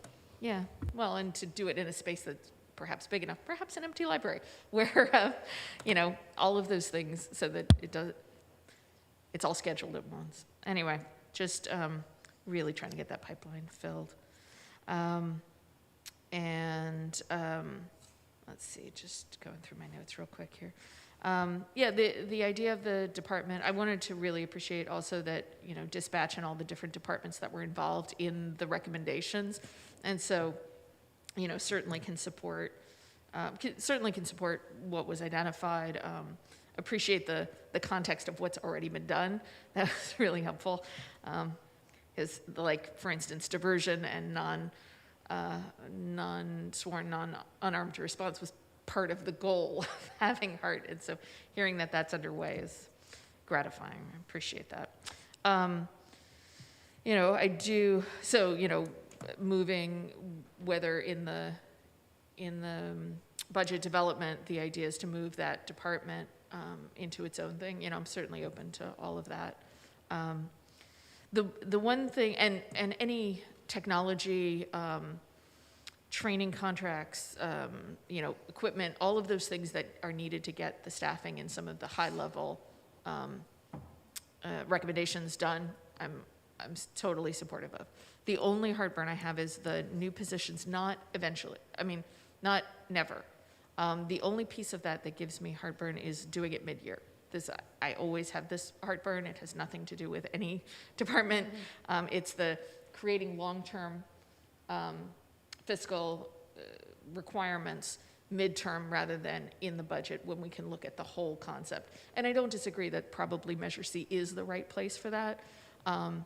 And given that there's 9 vacancies right now, I find it hard to think that we're really going to need to go ahead and approve 6 more outside of the budget. I don't doubt that my colleagues would, and I would totally be voting with them in voting for that later. I have some pause about doing it mid-year. So I offer that for consideration. I'm happy to clarify that if needed at some point. And then lastly, I appreciated the Chief's comments about both the goal of solving things by phone so that nobody needs to be deployed potentially, and then also thinking about the challenges of making sure that that can be done well, because I know one of the things we talked about too is sort of interface with 211, because sometimes the questions are really resource, where can I find whatever it is, questions, and so how did those things happen? Sorry, I know I said last thing, but I had one other question, which was I keep losing it. The recommendation about having not everything going through dispatch in this time that we're having such a staffing crunch. Is there any thoughts about that? Yeah, I think that we're definitely evaluating that. And there were some other recommendations about bringing in staff from other departments or, police or firefighters who might be on light duty, and we're already using those resources in the dispatch center. So I think those are all parts of what we're looking at to help, ease the workload a bit on the existing staff while we fill the vacancies. Okay, thank you. Yeah, again, really appreciate the work, really appreciate the plan, and absolutely the team that's making it all happen. Thank you. Thank you, Mayor. Okay, thank you. Okay, we'll go back to Zoom, and Councilmember Marquez. Thank you, Mayor. Can you hear me okay? Yes. Okay. So I just wanted to thank FE partners and everyone involved in this analysis. It was extremely comprehensive. I'm thankful that we did it because now everything is captured and things are moving quickly. We're going to have new leadership in the city in a few weeks, and there's been a change in administration. So it's important to have this information documented. So no matter who's in the seat, we have this information. It's readily available for the public. But I just want to point out to everyone, I think it's attachment 2. It's the document that's 87 pages. If you look at page 11 of 87, I think it's just really important for everybody to look at those takeaways and basically what the staff has been facing. This isn't new information. We've been well aware of these issues for a while now. I want to say the call taker concept probably started back in 15 or 16, and this was a model designed to increase recruitment, and we were just really back then noticing that the demand was increasing. So having this comprehensive analysis, as I mentioned, it gives us a fuller picture. We have a lot of information, a lot of data. So I am in support of the recommendations. I do agree with Councilmember Lamnin with respect to the mid-year adding positions. I would like to see, but before I make a recommendation, I do have a question for the city manager. Are we conducting a market survey for the current dispatchers to see, is that part of, I know there were certain groups that we've conducted that with. Is that something that's forthcoming?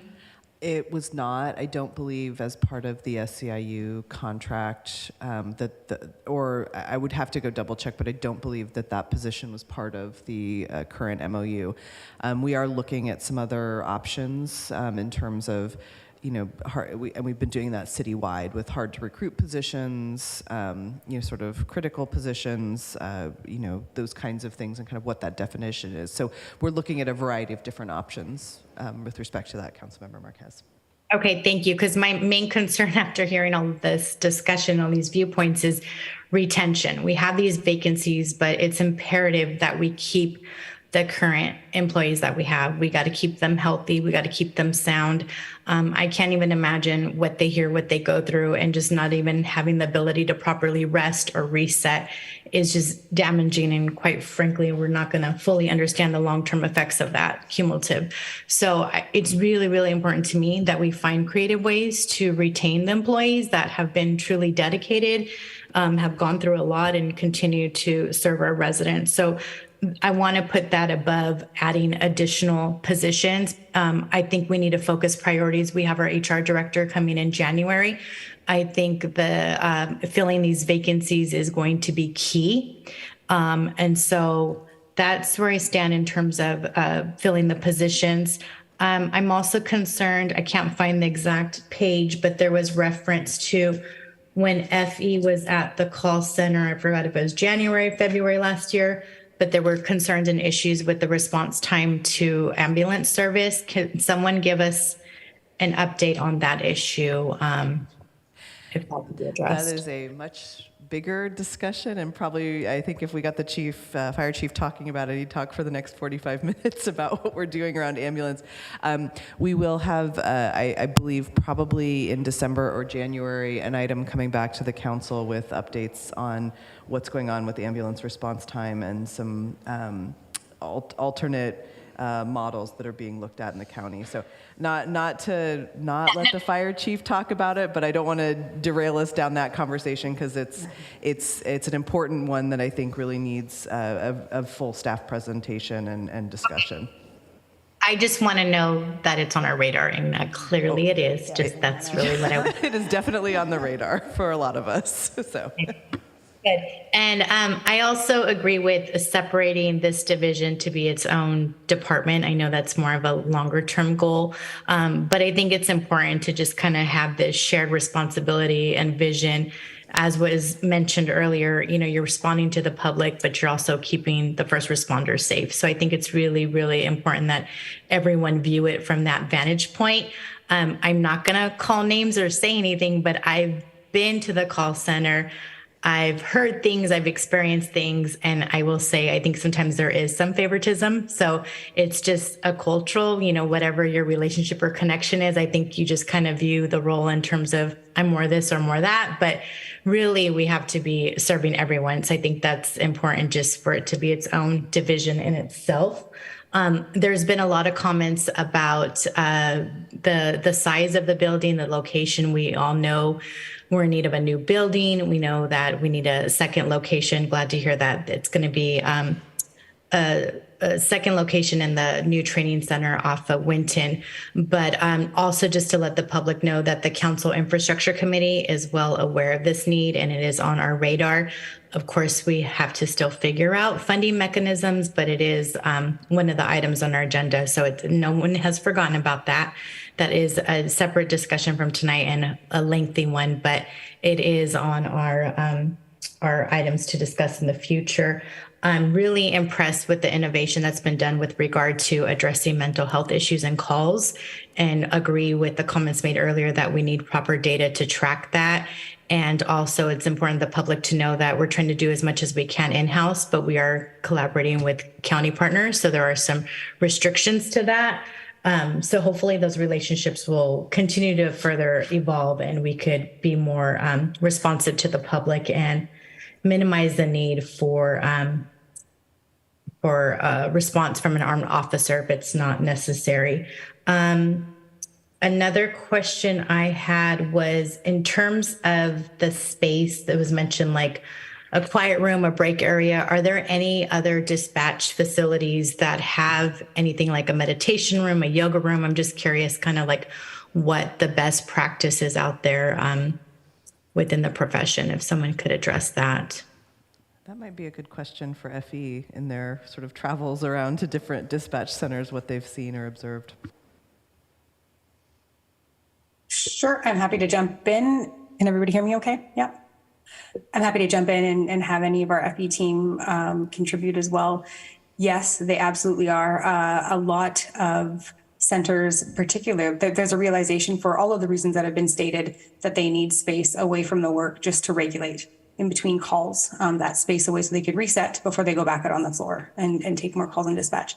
So a lot of facilities, whether they're being renovated or they're new facilities that are being designed, that's always taken into consideration by any architecture firm, consulting firm that really understands the public safety communications industry. And you're absolutely correct. There's usually fitness centers, there are quiet rooms, or I was a former chief of a center, and we had what we called the Zen Den, which is where you could do anything. There was a TV, you could do yoga, meditation. We had all kinds of things available for people. So in some of the centers that each of us have led on the FE team, as well as all of the centers that we visit around the continent, more and more that's becoming the frequent addition to existing centers. And it's almost all, I can't think of a center recently that's been built that didn't include something like that. And even when, as we know, we design buildings and then it's time to build and our budget and needs look different and people try to shrink things in the building or repurpose space, it's almost always very protective that center have that space for their staff to go to. So they'll cut an office or a boardroom before they'll get rid of that space for people. It's being recognized widely. So it's an excellent question. Eric, Tracy, do you have anything to add? I think you pretty much covered it, but yeah, my old center, we had a library with a TV, it's a separate TV room. We had a massage chair, and we even actually had a massage room where we would have a contracted massage therapist come in that people could utilize on their lunch breaks. So definitely so much room to go there with the whole mental health perspective. Just a place for people to debrief is just paramount. And their own space to create their own culture. You know, it's the more we can do to create that environment, the better job we're going to be doing of retaining our employees and reducing that turnover. Thank you. And then I was just wondering if the city team has thought of ways to, during the height of COVID, we did launch a COVID hotline, basically to field any kind of inquiries, community resources. I'm just wondering if we need something similar. I'm sure someone else is going to ask the question about 311, so I don't want to focus on that. But as was mentioned in the reports, there are like at least 5 to 7 issues that people commonly call the non-emergency number for. A couple of them are parking issues, signal lights out, flooding in the streets, animal patrol, things like that. So what can we do in the interim, whether it's putting that information in the STAC newsletter, these are the proper departments to call for this type of need? Could we do, so this is something we could do in-house, pre-recorded messages. If you're calling about item, just kind of like follow the prompts, press 1, press 2, it's a pre-recorded message, give out information about email, department contact information. I'm just figuring out if there's something that we could do internally to help decrease some of those unnecessary phone calls, because after reviewing the data, I actually feel guilty for referring people to the non-emergency number. It's not a good use of dispatch's time and energy. So I think we can be creative and figure out something in the interim that should not cost a whole lot of money. I think those are all my comments for now, but thank you everyone for the great work. And I'm glad we moved forward with this process. I have a way better understanding than I did before. So thank you for your work. Okay, thank you. Councilmember Andrews. Thank you, Mayor. Thank you for the presentation to everyone involved. I had a question about 988 and how that is reducing some calls. I'm happy that the state stepped up to provide an alternate number for mental health. It seems like people are calling it, and just wanted to see how that's impacting our 911. I don't know if either, and I apologize. I think Mike Diorian had to exit for an emergency, but so he's not here to answer that question. I don't know, Acting Chief Matthews, if you have any information about that. I don't know that we have any data to share on that at this point. I think that's a fairly new solution, so it's going to take a little bit of time for us to realize impacts, but something that we can certainly take a look at and report back on. That'd be great. Yeah, I actually someone mentioned that to me from the dispatch department on how they're seeing reduced costs for that type of call. And they have heard that it has been helping in reducing some of that. So it would be great to get some data around that anecdote. I also just want to acknowledge all the public safety who have been at the street parties, the airport open house, Juneteenth, and just a variety of outreach and engagement I've been seeing. I'm just wondering if you're getting any results from that. I know when I was at the street party, I got a flyer for dispatch saying that you all were hiring, and just wanted to see have there been any results from those outreach efforts? There have. I think that we are processing a couple of candidates now. They're going through the background process, and my understanding is that there were connections that were made through some of those exercises, through some of those recruitment events. And so we're continuing that work. We're even looking at taking the recruitment show on the road and hitting neighboring states. So stay tuned for some of that, but we have seen some success. Okay. And I think you might want to connect with AC Transit. I think they might have something what Councilmember Lamnan was mentioning of some kind of testing mobile unit. I think I've heard that it's at events as well. So they might have some examples. Councilmember Marquez already mentioned the space for self-care. I know that I've requested if that is happening at HPD when there's, an officer involved shooting or something that's really traumatic, as well as for animal services due to activities there. Just wanted to see if those locations are also being looked at. I know we're talking about dispatch, but I wanted to also keep those other divisions on your radar if that's something that's happening. I don't know if it is. Absolutely. I think that right now, just given the current configuration of the building, while there's not a designated space specifically designed for that purpose, there is space in the building that have been used, to get people in a position where they can reset. So we're having to get creative, but we are doing that work. Okay, great. And then I did have a question about 311 or something like it. The 510-293-7000 number is not a number that just, comes readily available for folks. Pretty sure there are people who don't know that number.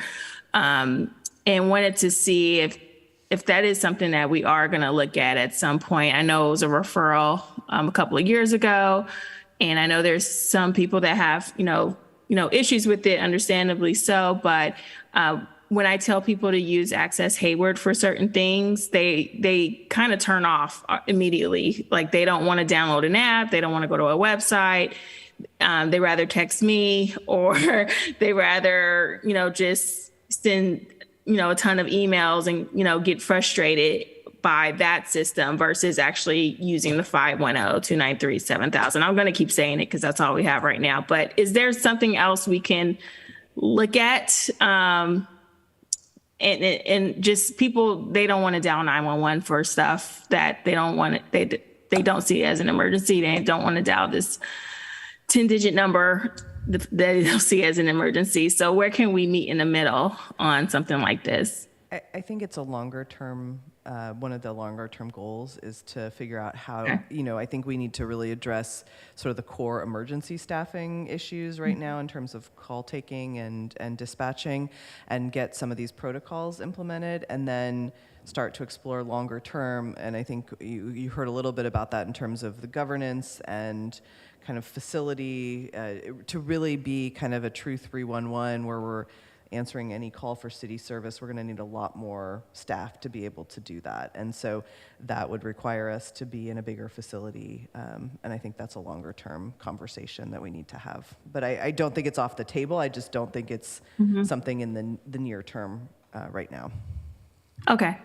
And then for hiring, I know of people who have applied and they didn't get the job, and it sounds like it is a lot more technical.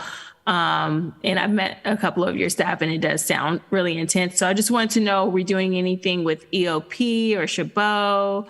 I don't know if I missed that in the presentation. Is there any outreach at that level? Forgive me if I did. We are working with both Cal State East Bay and Chabot to kind of try to, not just for the dispatch positions, but also for police officer positions. We're looking at the potential for some internship programs. I think it was mentioned by another council member, but we're always looking to recruit local, right? Homegrown talent. This is a city that's full of it. And so, there is an opportunity to partner there that we are exploring. And one last outreach question I have is, you all are really good at meeting people where they're at. And just wanted to know if we're looking at doing some kind of pop-up at Southland, a tent outside of Target, people where everyone goes. Just places where everyone goes, I guess, is also what I'm wondering about recruitment. We can certainly take a look at that. I know we do a lot of work at recruitment specific events, and we've repurposed Sergeant Tommy Clayton to be able to oversee some of the recruitment efforts. I did attend a training last month where, a lot of folks just in this day and age, recruitments happen online. There's a lot of digital marketing that's going on, and that's how people find out about opportunities. And so we're exploring ways to maximize that also. Okay. And then actually one last question. Are we also looking at GIS in terms of hotspots where some of these calls are coming through? I know we had numbers. I really appreciated the data that was submitted, but just wondering if we're looking at it geographically as well. We are. It's one of the things that we use to kind of, update and remain flexible with resource deployment. So we do take a look at hotspot mapping. Okay, thank you. Okay, thank you. Good discussion. I have a few comments. I also appreciate the work that went into this, and I think it was necessary. I think this is a big topic that's going to take years really to work through all, but we make incremental improvements, and we certainly have done that. This isn't like starting from scratch of where we were 2 years ago. We have, the work of the MET and the MICU has been launched, and it would be interesting to see some data on outcomes from that. But I don't even know that we have baseline to compare it to. But I do, whatever we could do to kind of show where those, what those units have accomplished so far.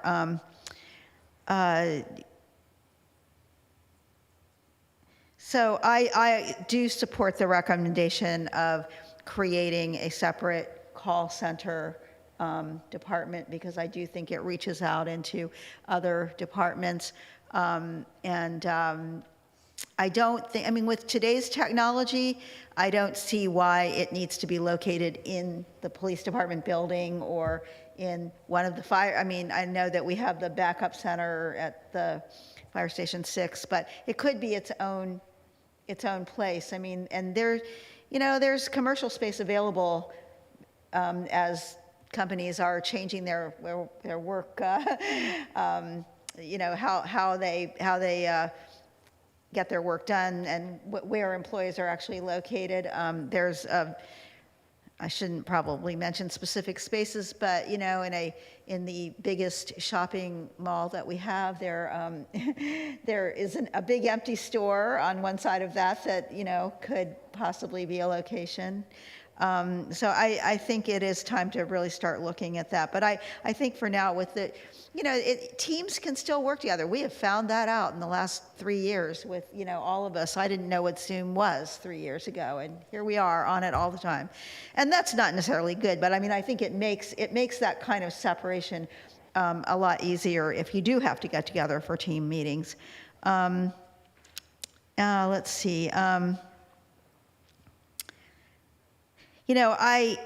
I use the 7,000 number a lot, actually. It is very convenient, I think. And I realize that's 10 digits, but, once you really know it, it's not that hard a number. But there needs to be something like that. There needs to be a distinction. And I have called that number when the answer has been, is this an emergency? And I'll say no, and then they'll say, hold on. But I think a lot of people, I know I have not always stayed on the line. It is, because I'm not calling about emergency, but I'm calling about something that I feel if they had somebody available, it would be good that they came and addressed it. The last time was actually on Halloween when there was somebody who took up sleeping right outside of the Walgreens on Hesperian, and it was one of those situations where you just felt this person needs somebody to come and check and say, maybe we could find a more comfortable place for you somewhere or something. It was definitely impacting one of our businesses. So, but it wasn't an emergency. And that night it must have been really hopping because I just couldn't get through. It took a long time to even get through that night too. But the 7,000 number, at least you're not taking up time and, for somebody who has a real emergency. But it occurred to me that when it was mentioned in the report that we could use other staff, we put together a great call response team when right after COVID started, and it went on for quite a while. It operated out of room 2A up here with existing staff. I'm not saying that, we would bring all that staff back in, but I think that was kind of an example of how we need to look at what's our app, Access Hayward. I'm at that age where things I know go out of my mind temporarily, but yes, Access Hayward, and just look at all of that and how we handle that, and see if a different model might work better. The IT element of this is really important, so I hope we have them fully involved. The space situation, I did talk about that a little. There are places that we can look at to go. One thing that I know we want to expand to a 24/7 model, and I think somebody else mentioned that the hours of the current MET, like 8 to 4 or 9 to 5, Monday through Friday, does not seem to me to be the time when I would expect most real serious mental health emergencies and things like that might happen. I would think that they might happen more really late at night or early hours of the morning or on weekends. So I think we really need to, I know that's money and, all of that, but once we start seeing some outcomes from having these things, I think we really need to seriously look at that. I also had a question about 988 and how that was working so far, so maybe we can get some more information on that. And I'll just say, I think we've all spent some time in the dispatch center, and the times I've been up there have not been times when the phone was ringing off the hook and there were a lot of emergencies going on. But even then, it seemed like, there was a lot of stress. There was, people are very close to each other, handling different kinds of things. And it's a tough job. And I really have a lot of respect for the people who do that. It just takes a lot, and I know it can be very emotional. I would just point out that there was an incredibly good example of how important a dispatch center call taker can be when, the Speaker of the House, Nancy Pelosi's husband, was attacked in the middle of the night.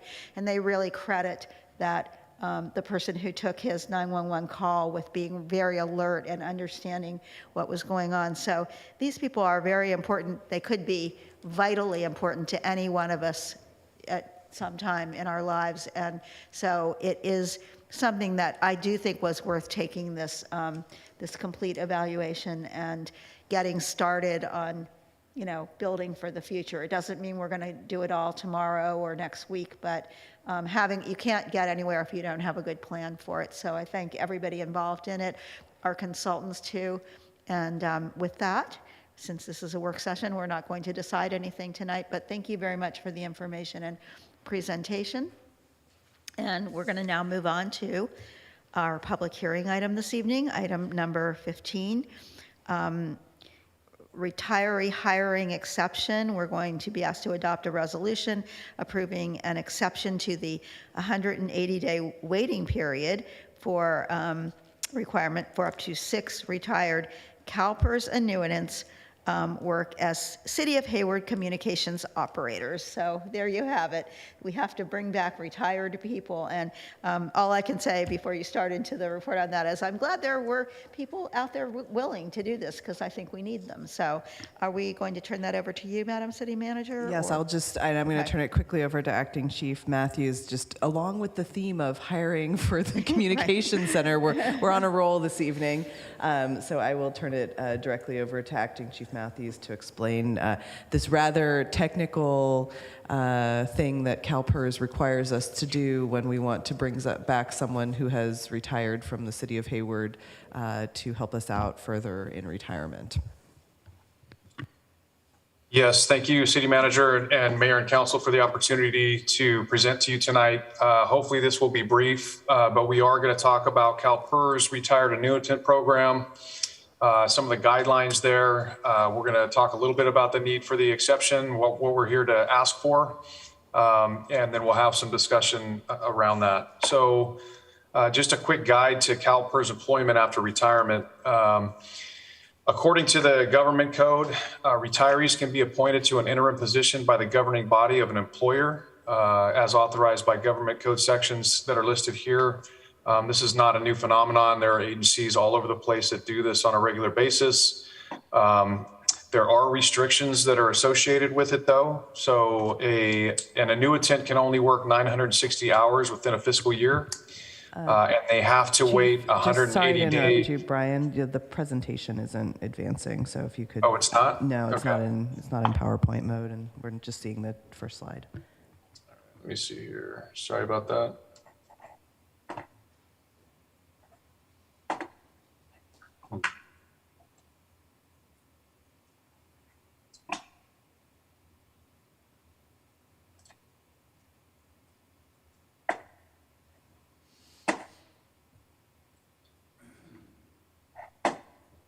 Let me try this again here.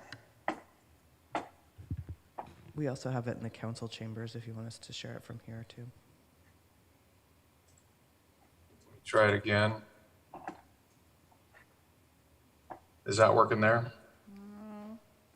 It's not in slideshow mode yet. Yeah, maybe if you have it there. Sorry about that. Nope, that's okay. We'll pull it up. It's Here. in slideshow on my screen, but not yours, apparently.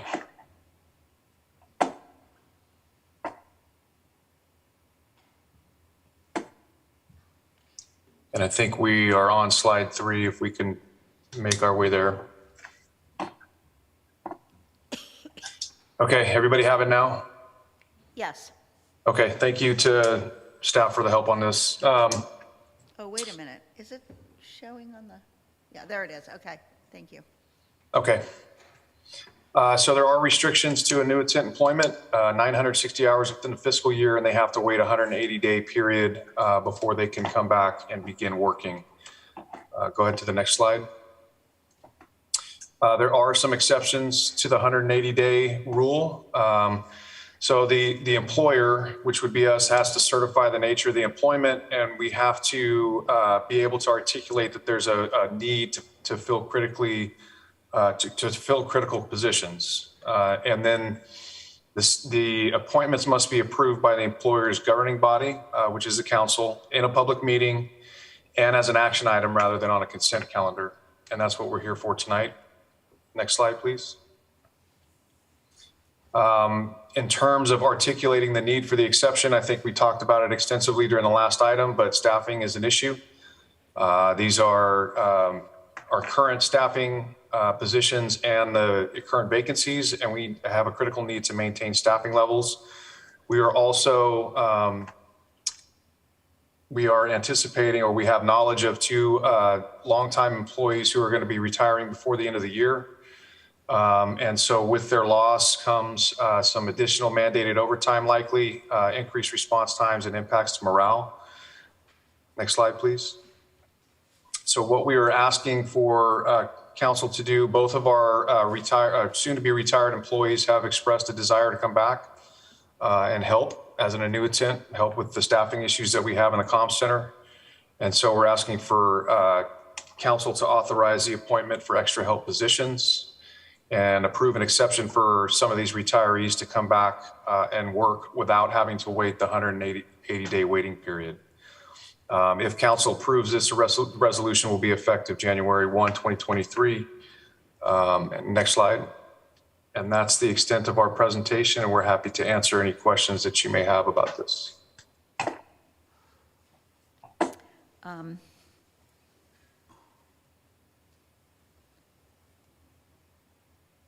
Are there any questions from council? I don't see any hands going up here. No. So we will, oh, yes, I do have. Councilmember Marquez. No, Mayor, I'm happy to move the item when you're ready. Okay, well, we have to open the public hearing first. Oh, sorry. I remembered this time. So I'm going to open the public comment or public hearing on this item and ask if there are any members of the public who wish to speak. There's no one here in chambers, and I don't see any hands going up among attendees, so I'm going to close the public hearing and go back to Councilmember Marquez. Okay. Oh, go ahead and make your motion. Okay. Okay. I'm happy to move item, I believe it was number 15, that the council adopts a resolution attachment 2 that approves an exception for up to 6 retired CalPERS employees to return to work as communication operators prior to the required CalPERS 180-day waiting period. I second. Actually, I think Councilmember Zermino already did, but No worries. Councilmember Wahab, you can co-second then, okay? Okay, and are there any comments? Anyone want to comment on this item? I'll just say that, again, that I'm glad that there were people willing to do this because we really need them. With that, Madam City Clerk, on the motion by Councilmember Marquez, seconded by Councilmembers Zermino and Wahab. Yes, thank you, Madam Mayor. Councilmember Andrews? Aye. Councilmember Lamnan? Aye. Councilmember Marquez? Aye. Councilmember Salinas? Yes. Councilmember Wahab? Yes. Councilmember Cermeño? Mayor Halliday? Yes, Thank you. and the motion carries with 7 aye votes. That now brings us to our council reports and announcements. Anyone? Silent tonight? Let's see. Yes, Councilmember Marquez. Thank you, Mayor. I'll be brief. I just wanted to share an amazing resource with the public. I think it was 2 weeks ago, I attended the 4th annual Let's Talk Housing seminar brought to the community by A1 Community Housing Services. I would highly encourage those that are interested in becoming homeowners or are having difficulties retaining their property to seek out the services of A1 Community Housing. I forgot their stats. I just know that it was really impressive to hear how many people they've assisted throughout the years and actually becoming first-time homeowners. They know about A1 funding bonds and just a wealth of resources. So please check out their website and learn more about their services. And also just to remind everybody to take advantage of your bulky pickup through Waste Management. Someone in my neighborhood did it today and it was amazing to see all that clutter be picked up. So don't forget that resource. Thank you. Okay, thank you. And seeing no one else, I'll just mention a couple things. Last Thursday, I attended the launch of BAFA at the ABAG or MTC ABAG building in San Francisco. BAFA is the Bay Area Housing Finance Authority. So speaking of housing, this had been created a couple of years ago in advance of what was going to be probably a initiative on the 2020 ballot in the region to create financing through some kind of a tax measure for housing in the Bay Area region. Well, COVID came along in early 2020, and that kind of, ended that effort. It just was felt that was not the time. But BAFA did stay as an organization. It would actually be MTC overseeing this funding should we ever get any. And actually it does have some funding. The state provided some funding recently to do some pilot programs. And so anyway, I think you might look to see an initiative on the 2024 ballot, but it is an effort by this regional, ABAG MBC agency to address what we know is a critical need for housing in this area. And we all know housing is expensive and it's difficult to put that financing together. So, and then finally, I just want to thank the American Legion Post, I think it's 68, and La Familia, and the Lions Club of Hayward, Silicon Valley for an event they held Sunday at at the Veterans Building here downtown, where they were packaging small like baggies of a meal in a bag. It was very interesting. They had a protein soy that kind of looked like Rice Krispies, and then the one rice and a one of mixed colored things that was vegetables, and they were putting these all in these bags and sealing the bags, boxing them up, and they will be shipped out all over the world to places where people are really starving. And it was quite an effort, phenomenal effort, and I just want to thank them for doing that and highlight that. So with that, there are no other comments this evening. There are no council referrals. We will not be meeting the next 2 weeks. We have, a week from Thursday is Thanksgiving, right? So next week is Thanksgiving week, and as the city manager said, that we will have our usual business closure during that week, and the following week is the 5th Tuesday, so we won't be meeting then. So we will next be meeting on December 6th at 7 p.m. And then, of course, on December 13th, we will be having the changing of the guard, I think, and I think I can't really say who the 2 new council members are going to be yet, as those elections haven't been certified, but I think it is obviously very certain that our new mayor will be Councilmember Salinas, and I just want to congratulate you, and we look forward to that December 13th meeting. And for the others who are anxiously awaiting certification of votes at all the offices, and I'm speaking now to one of our other council members, good luck, and just let's hope they get that counting done soon. And with that, this meeting is adjourned.